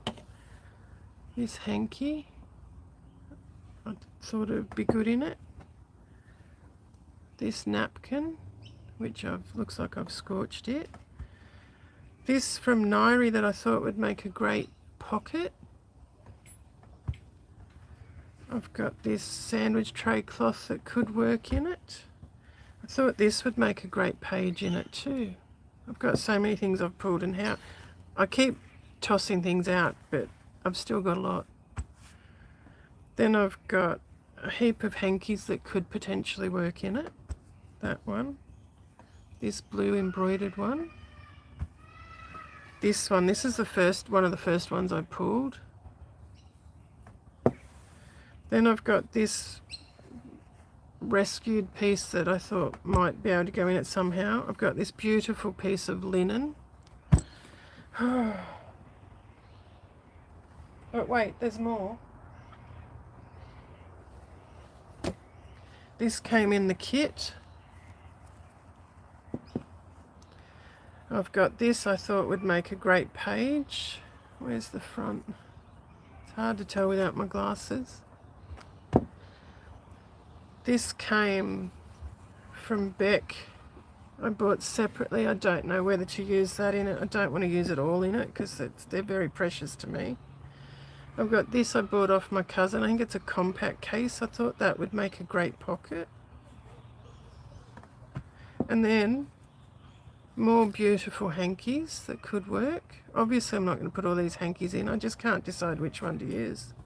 Another embroidered one. Another embroidered one. This beautiful linen one. Look at that. That bit there. And then this, oops, this beautiful one. It's another hanky. And then, but wait, there's more. I've got this beautiful, and I think this is going to be too chunky to fit in it even when I cull everything, but the colours are beautiful. And then of course more pretty hankies that I've pulled. This one's got a bit of blue on it, so it might be a goer. This one's from my uncle's collection, and this beautiful edged one. And then this lovely piece of wool suiting or doctor's flannel in a beautiful colour. I've cut that to size already. Another one of these. Look, there's no way. Look. Crikey. Tipping it over again. You can see how untidy my doormat is at the moment. I only cleaned that up a couple of weeks ago. Obviously I need to do it every day. This beautiful sandwich tray cloth. Another sandwich tray cloth. This beautiful. You know, so I'm really struggling to decide what's going to go in. And I'm sure I've showed you guys these before. I've got this massive pile.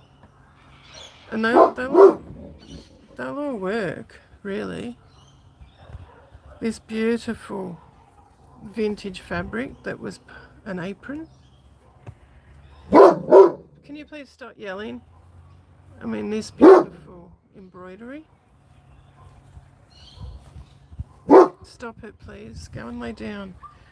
This is a salvaged piece. I've only got half of this left, but that would potentially work in it.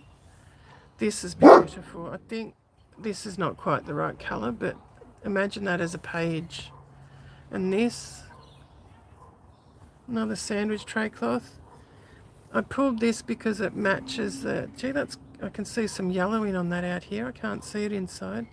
Oh, this is, I forgot about that. This is actually a little pillowcase, I believe, because it's folded and it's got this beautiful little laundry tag on it. I forgot about that. So yeah, I pulled that because it matched that hanky that came in the original kit. Ugh.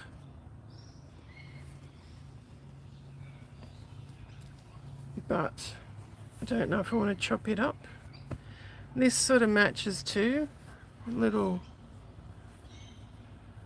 mat, placemat or something. And then I wanted to cut out some of these. I've not used any of these yet. I've got blue ones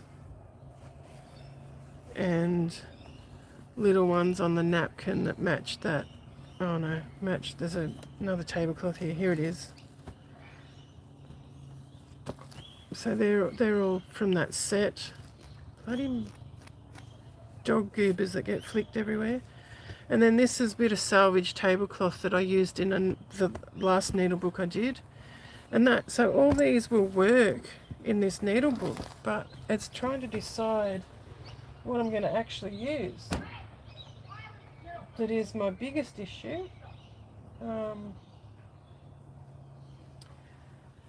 Yeah. Still trying to work out what I'm going to do. But that's a start. I'm happy with this start. Okay, now quickly going to show you a couple of other things that I found that I acquired this week. Some vintage buttons. Look at that, they're very Art Nouveau, I think, even Art Deco. So these are potentially 1920s, 1930s. There are prices on the bags, but that's not what I paid for them. Okay, there's those ones. Then there's these. These aren't as old, I don't think. Some of them might be. But I'm always on the lookout for vintage buttons. I love glass buttons and mother of pearl buttons, but finest wool, there's something written there. Backing disc prevents pulling through the finest wool. There you go. I assume they've got backing discs on them. Oh, it might be. Is that? No, that's not the same button. That one. Boutron for cardigans and frocks. Sew your Boutron cardigan buttons with a gooseneck in inverted commas. Ah, as shown in the diagram, the safety backing disc. I assume that's a backing disc. There's only one there. There you go. There's a backing disc, I think, on there. That comes off. There you go. I haven't actually seen those. I've heard of them, but I've never actually seen them. So that should be on there, I think. Backing disc. That's interesting.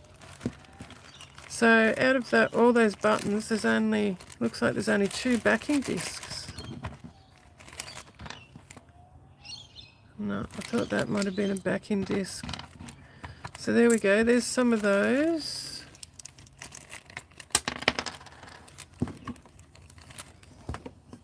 From that, that'd have to be like 1960s maybe a bit earlier. Here's some pinky ones like the first lot I showed you, the brownie ones. If I can get it open. I think they're the same. Yeah, look, they're real Art Nouveau, Art Deco sort of patterns. I don't think they're Bakelite. Don't know. I have to do a bit more research. They're not, I don't think they're heavy enough to be Bakelite. What do we got in here? Again, they're not. I've mixed them all up. But these, look, we've got pastel blue, similar style. Oh no, they're not the same. White, lemon, little pink one. That one's an odd one, it's not the same age, but they're all around the same vintage, I reckon, possibly 50s or 60s. This one would be more 70s, 80s maybe even 90s, that one. Oops, dropped one. Then I've got, I think this is the last of them. There's some nice old ones in here. Again, that's not what I paid for them, and there wasn't that many in the bag. I've sort of just tried to group them together. Now this one, look at how cracked that is. Does Bakelite do that? I don't know. Again, I've got to do a bit more research. Again, this is quite old. That's an Art Nouveau, so that's like 20s, 30s, same as this one. That's about the same era. I don't know if that one's as old.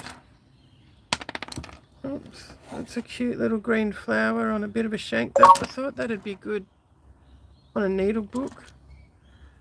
These are all, see, that feels different. They look very Art Nouveau designs on a lot of these. Art Deco. That one's quite cool. Let's put some away. Oh, goodness me. Get in there. We're losing light again. And if I haven't mentioned already, I do apologise sincerely if you've been commenting. The monitor's out of my view. That one's cracking. So I can't see. I do apologise. This one's pretty cool. Look at that. You know, that's very Art Nouveau, that. Look at that. Beautiful. So that'd have to be 20s, 30s, I reckon. That's a flower. So they're pretty cool. I like those. I've got a couple of bags of quilting pins, which are handy. And then lastly, I bought these for... My son has been collecting these for years, but I showed them to my son-in-law recently and he's fallen in love with them. So these will all be gifted, but check these out. Oh my gosh, I love them. Look at that. Oh, I love these so much.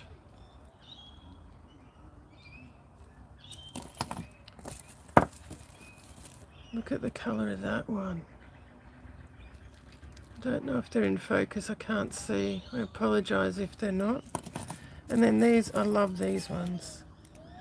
I think I ended up buying them all. I've been buying these for about 6 weeks now from a second-hand shop. They had a jewellery box full of all different ones.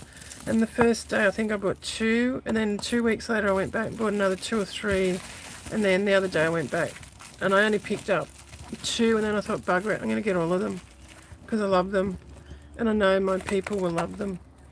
So they're probably 1970s. I remember my dad had some very similar. So I think that's it. I've also been asked to do a, hang on, let me just tidy this up a bit so I don't end up with more stuff where it shouldn't be. I've been asked to do a flip through. I thought I'd done one, but I mustn't have. Probably haven't, because I've just been so busy lately. Oh, shouldn't use that word. I've got a friend who says we should never use that word. I've been occupied doing a lot of other things. So I've been asked to do a flip through of this needle book. This is the last one I've completed. I don't like this one as much as the first one. I think it's just the colours. They're not my colours. But I love this vintage brushed cotton that I've used. I used this beautiful vintage needle lace woven lace, cotton lace for the tie. There's that wheat here I spoke about earlier. I've stitched on the front of this one. You can see I've done a binding all around to neaten it all off, and I've done cantha stitch across the front. Let's open it up. So the first page, the lining is doctor's flannel. That goes all the way through, and of course over to the back inside as well. You can put your pins and needles in that if you wanted to. There's a bit of vintage, I reckon that's probably 70s. I remember my mum had a tablecloth similar to that. It looks a little bit grubby. I might have to try and wash it. That's from my ironing. Every time I iron, I keep scorching. I'm bloody hopeless. So I've done some cantha stitch patches on here just to try and pull all the colours together. You can see there's some green here, so I wanted to sort of balance the eye when you open it.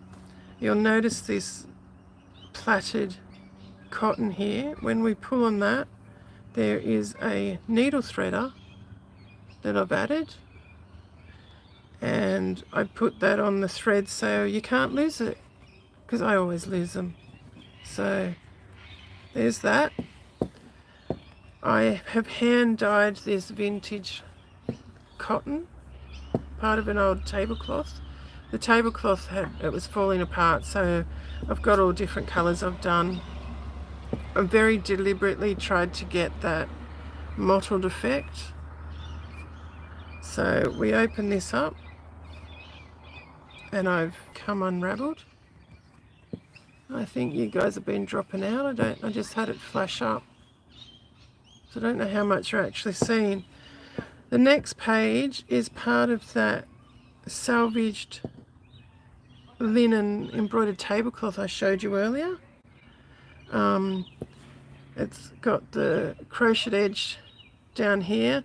You'll see I have hand stitched this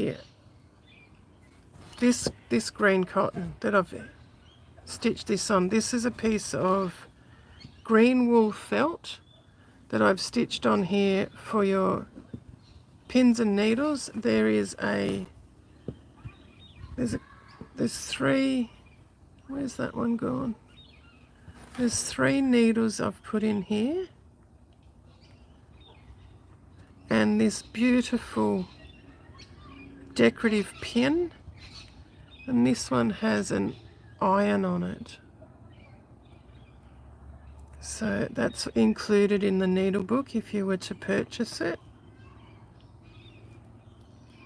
Hopefully that hasn't gone through.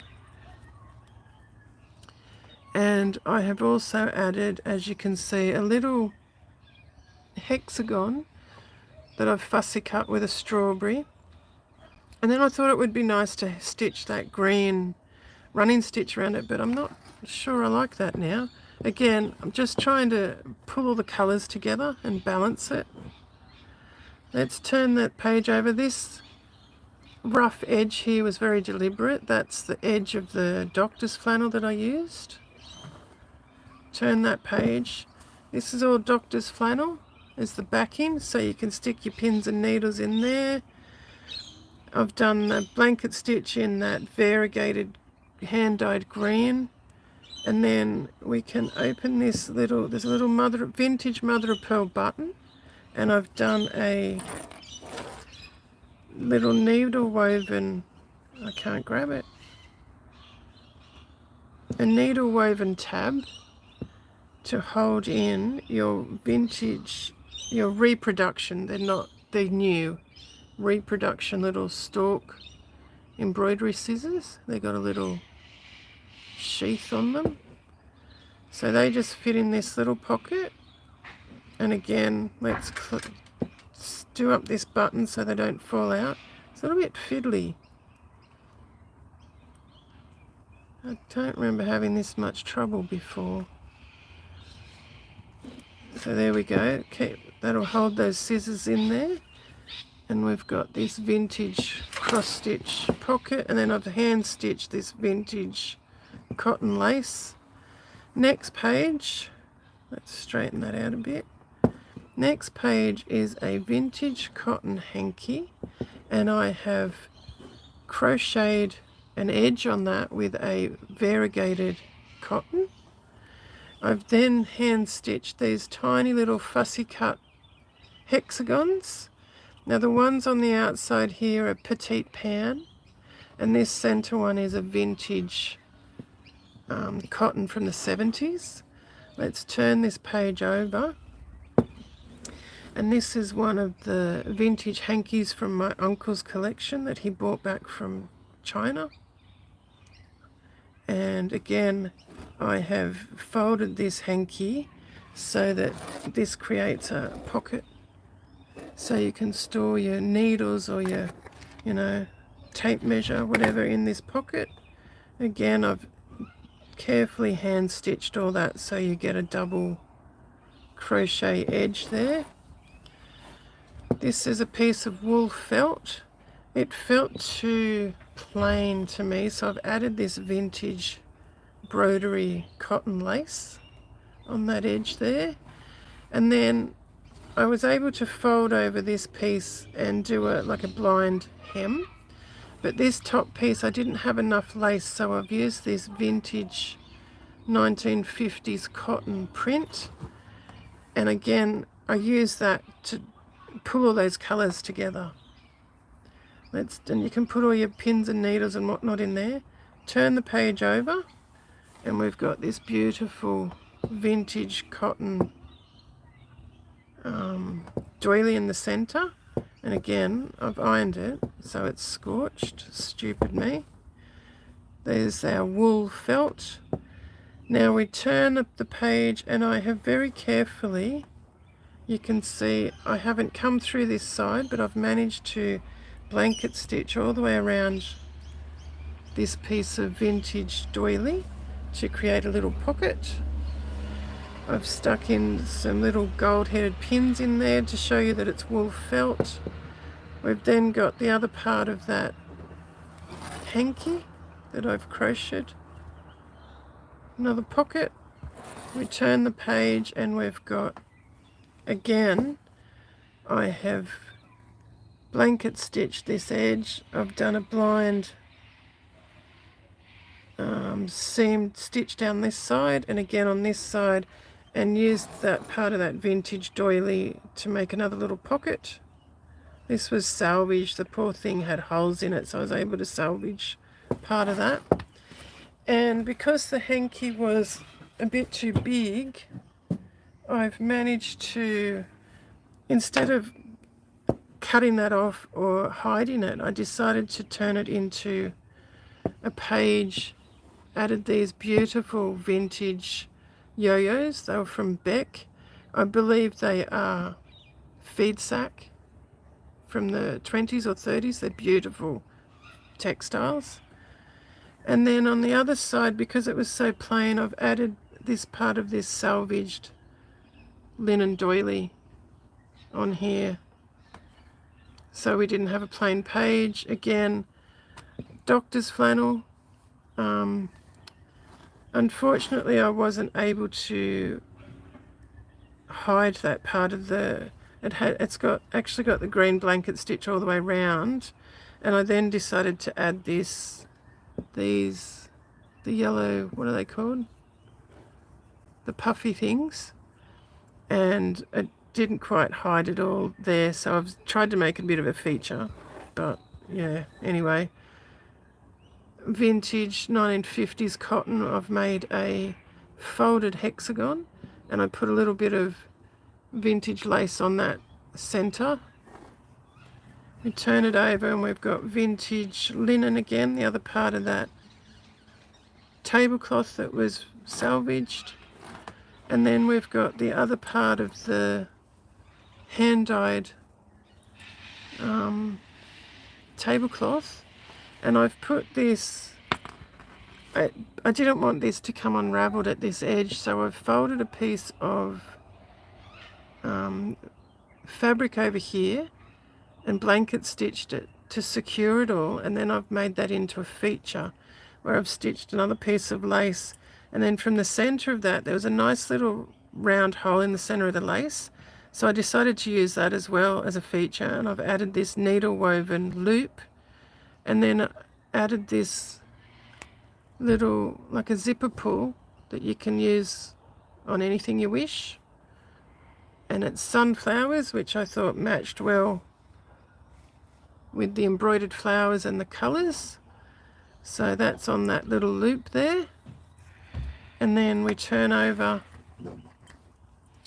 and I've got my little handmade label, Gladys and Maud, and I've very deliberately used this rust stained, it's not actual rust but that's what it's called, vintage acrylic sheeting, because I love it. I love the colour and the texture. And then the inside is that doily again with the pocket, and that's that one. Yeah, I thought I'd shown it before, but it's been requested I do another flip through, so there we go.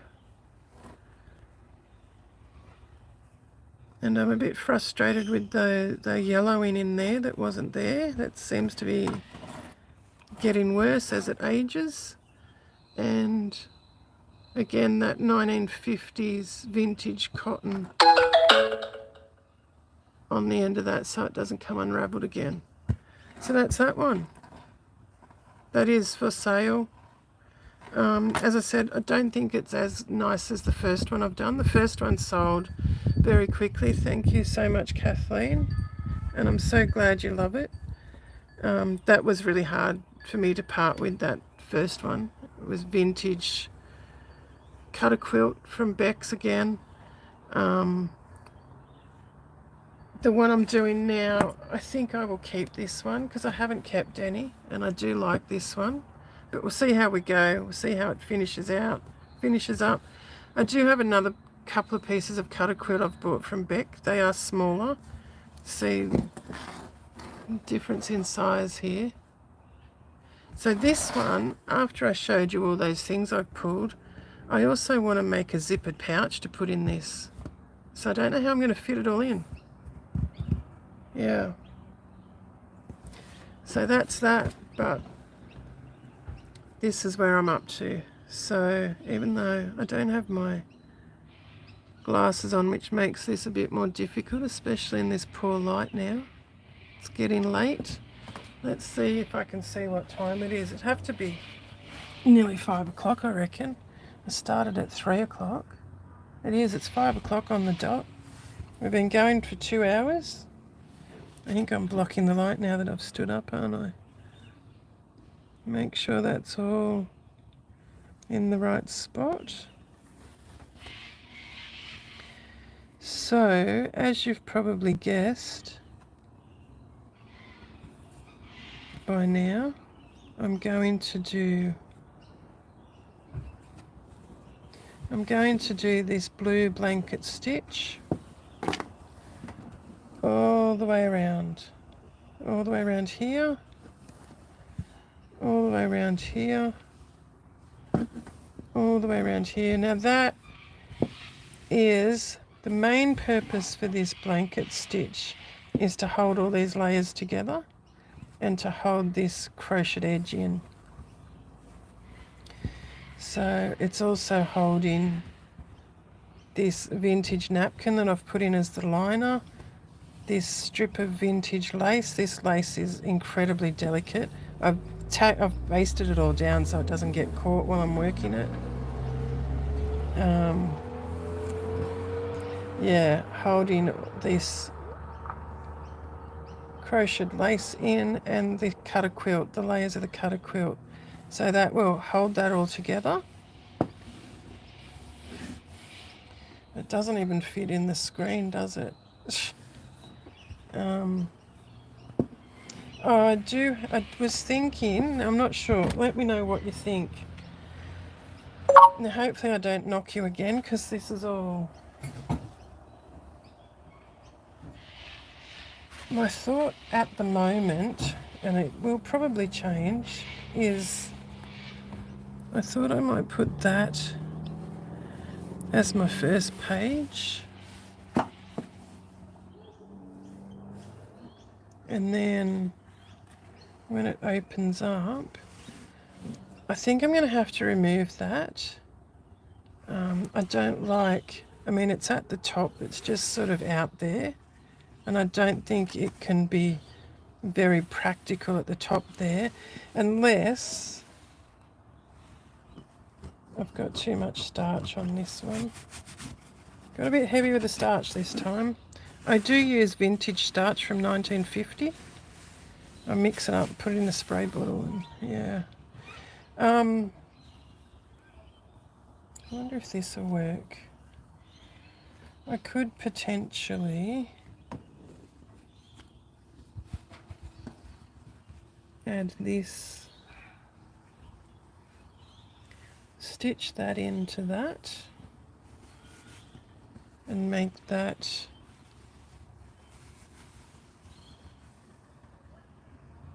if I do that, I'm going to lose this cutter bit. Could line that with that, and then I don't know what to do as the next page.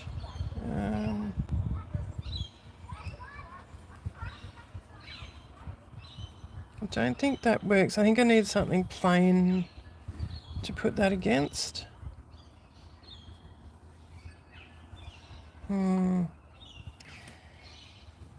Don't know.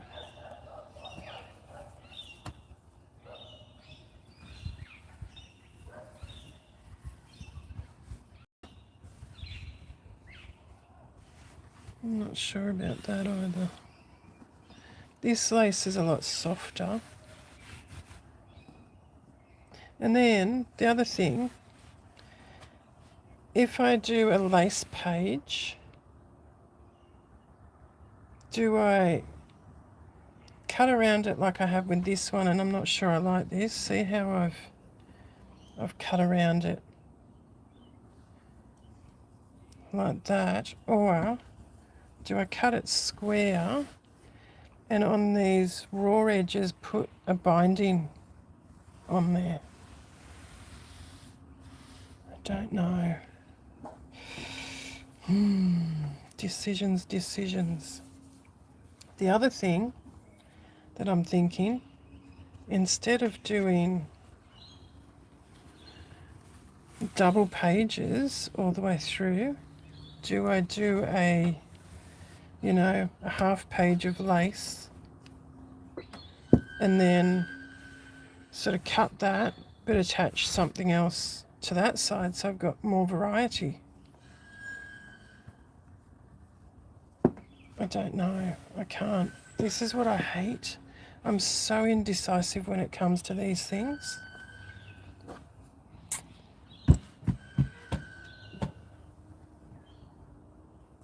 I've got so many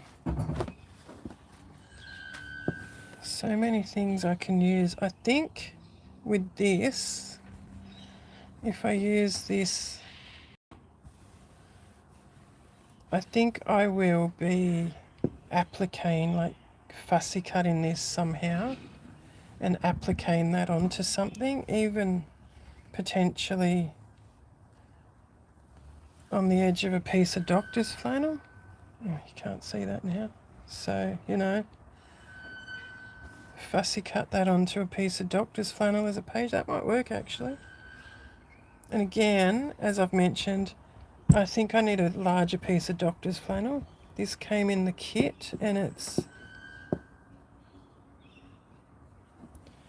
I think it's too small. There's this whole edge strip there that won't fit in. But the other thing that I haven't mentioned yet, this extra bit could potentially be stitched down as a flap or a pocket, but that's why I think if I use this napkin, it needs to be lined. I mean, I could line that with doctor's flannel, but the doctor's flannel, as you know, is a bit thicker. So if I do 2 or 3 bits of doctor's flannel in here, it's going to be really thick, really quick.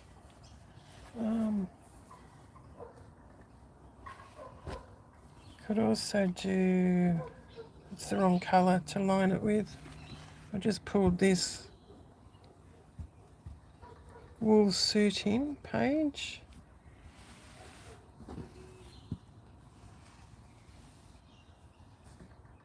I don't like that colour against that colour, I don't think.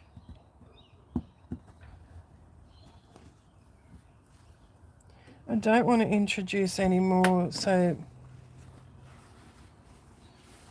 this is primarily blue and yellow, and the bits that came in the kit, I'll try and pull them out now if I've got them together, which doesn't look like I have.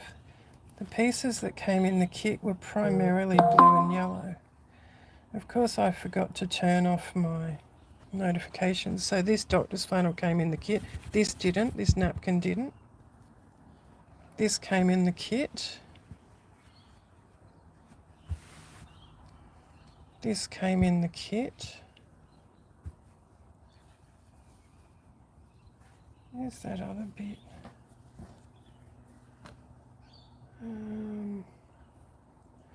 Not that. Where is it? I know it's here. Bear with me, guys.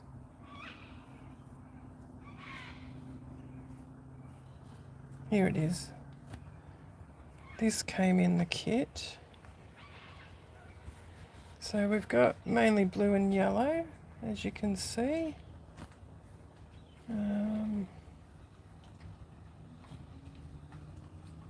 And then there was also, where have I put that?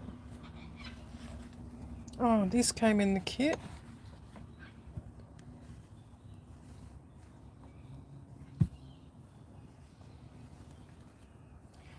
This is one reason I thought of introducing this piece of Sanderson, because it's, you know, sort of got, even though there's pink there, it's got blue and yellow. And then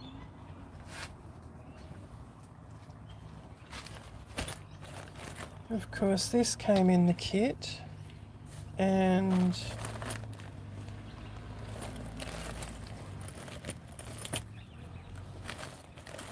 where are they? This feed sack puff and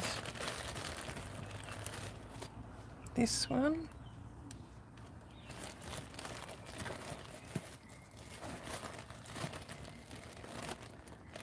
And this one.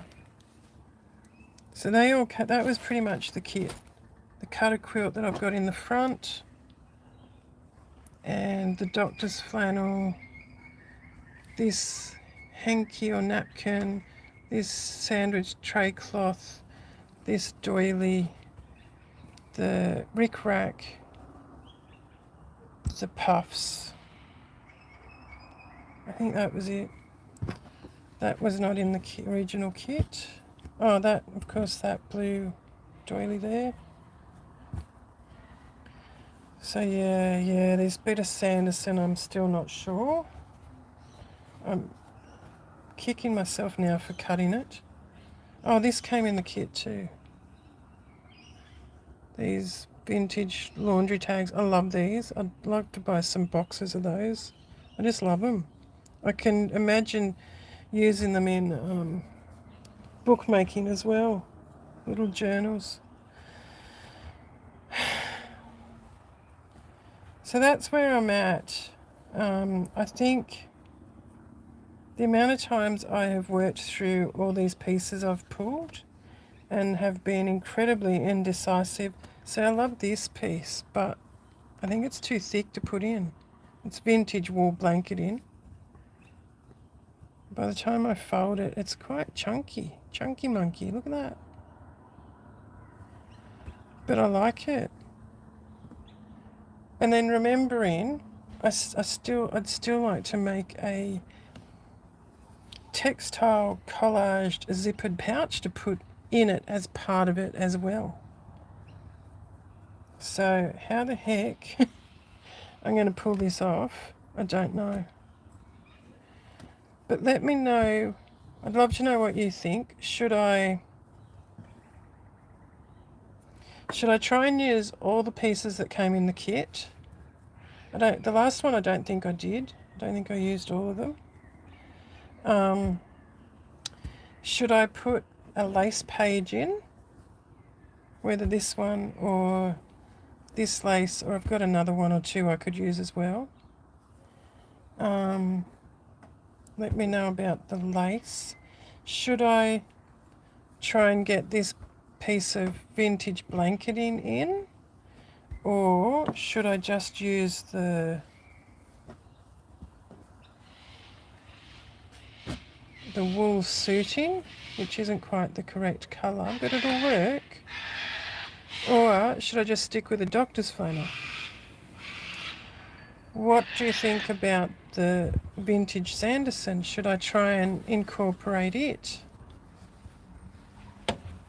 Can't really get that in the shot well. We want that colour bit, the blue and yellow. Should I try and incorporate that?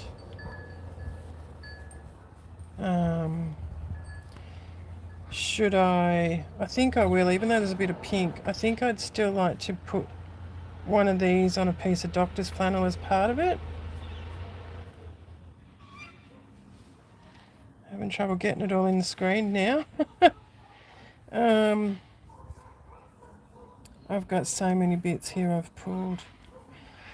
Let me know if there's anything else I've shown you with the bits I've pulled that you think I should try and get in. I'd like to try and get in, I don't know if it'll work, but I think I'd like to try and get one of these in. I think these are going to be too big and chunky for this one. Where are they? These ones. I mean, potentially it could work. The colours are alright, aren't they? Yeah, let me know what you think, guys. It'd be great if you came back and commented after I've uploaded, because if you comment now, the comments disappear while we're live and I can't see them. So if you'd love to give me your opinion, I'd love to know, because I'm so indecisive when it comes to this. I'd love to know what you think.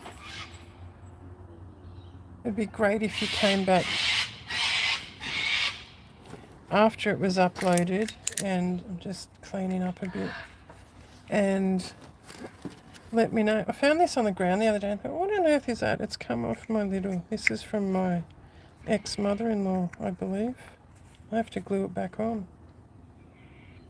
She used to bring me lovely little gifts. Anyway, I could glue something else on there. I just thought I could put one of these. I've got some extra ones of these. They're not in shot. The necklaces I made. So I've got some extras of these. So I could potentially, if I've got the right size, obviously these are too big, but I could glue one of those on. That'd be cool. Anyway, I'm getting off topic now. So,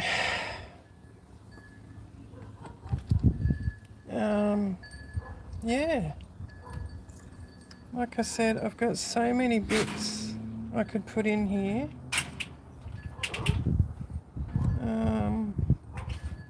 Let me know what you think.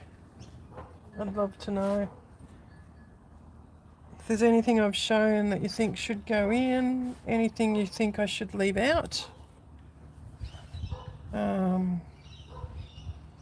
Potential ties. Got a few options for ties happening.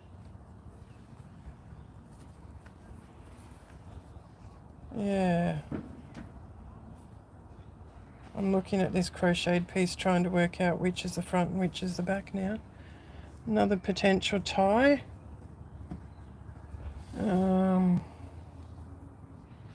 So much here. I'm very, very blessed to have options these days.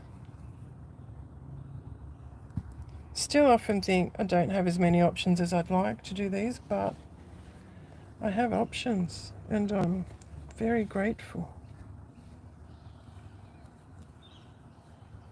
Yeah, so much, guys, so much.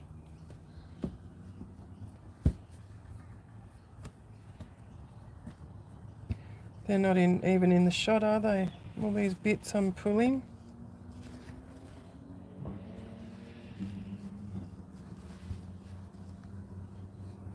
This hanky. Yeah, anyway. I don't know what else to say, except I think thank you so much for bearing with me through this today. It was quite horrendous, to be honest.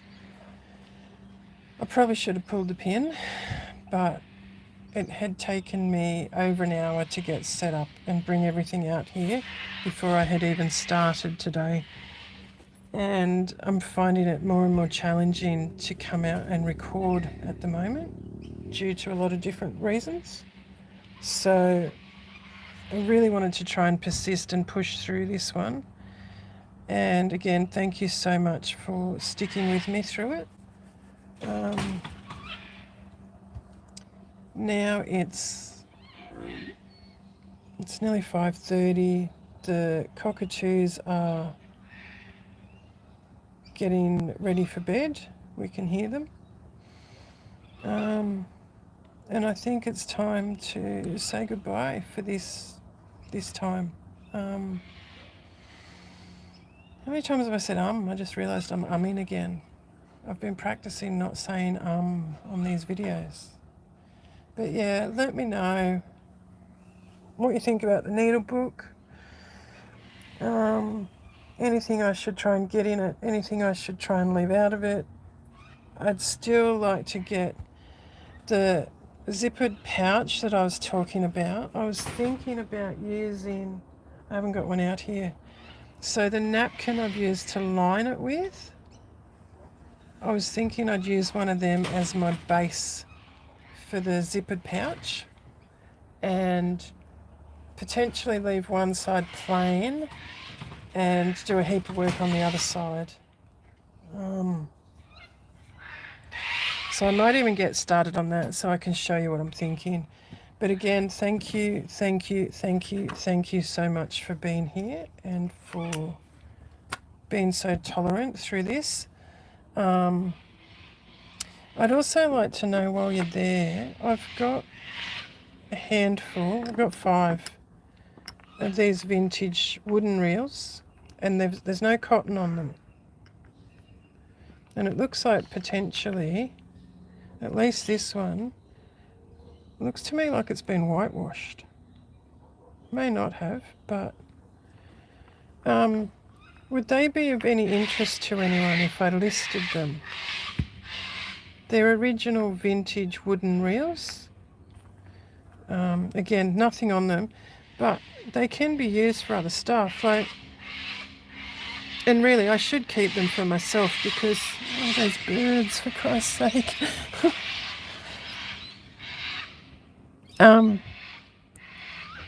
When I've done, what do you call it? Snippet rolls. I've wanted to roll them onto these. So if any of you are seeing this and think you might like to buy any, and again, I've only got the 5 at the moment. Most of mine have got cotton on them. But yeah, let me know if that's something that might be of interest. The label's gone off that one. There's nothing on it at all. See, I think I'd like the labels left on them. But someone's taken them off. Sometimes they just fall off. These look like they've been taken off, at least 2 of them. But yeah, anyway, I need to shove off because it sounds like the noise is going to start again. And I don't know about you, but I'm over it. I'm done. I'm running out of patience. So, again, thank you so very much for being here. If there's anything I've shown you that you think you might want to buy,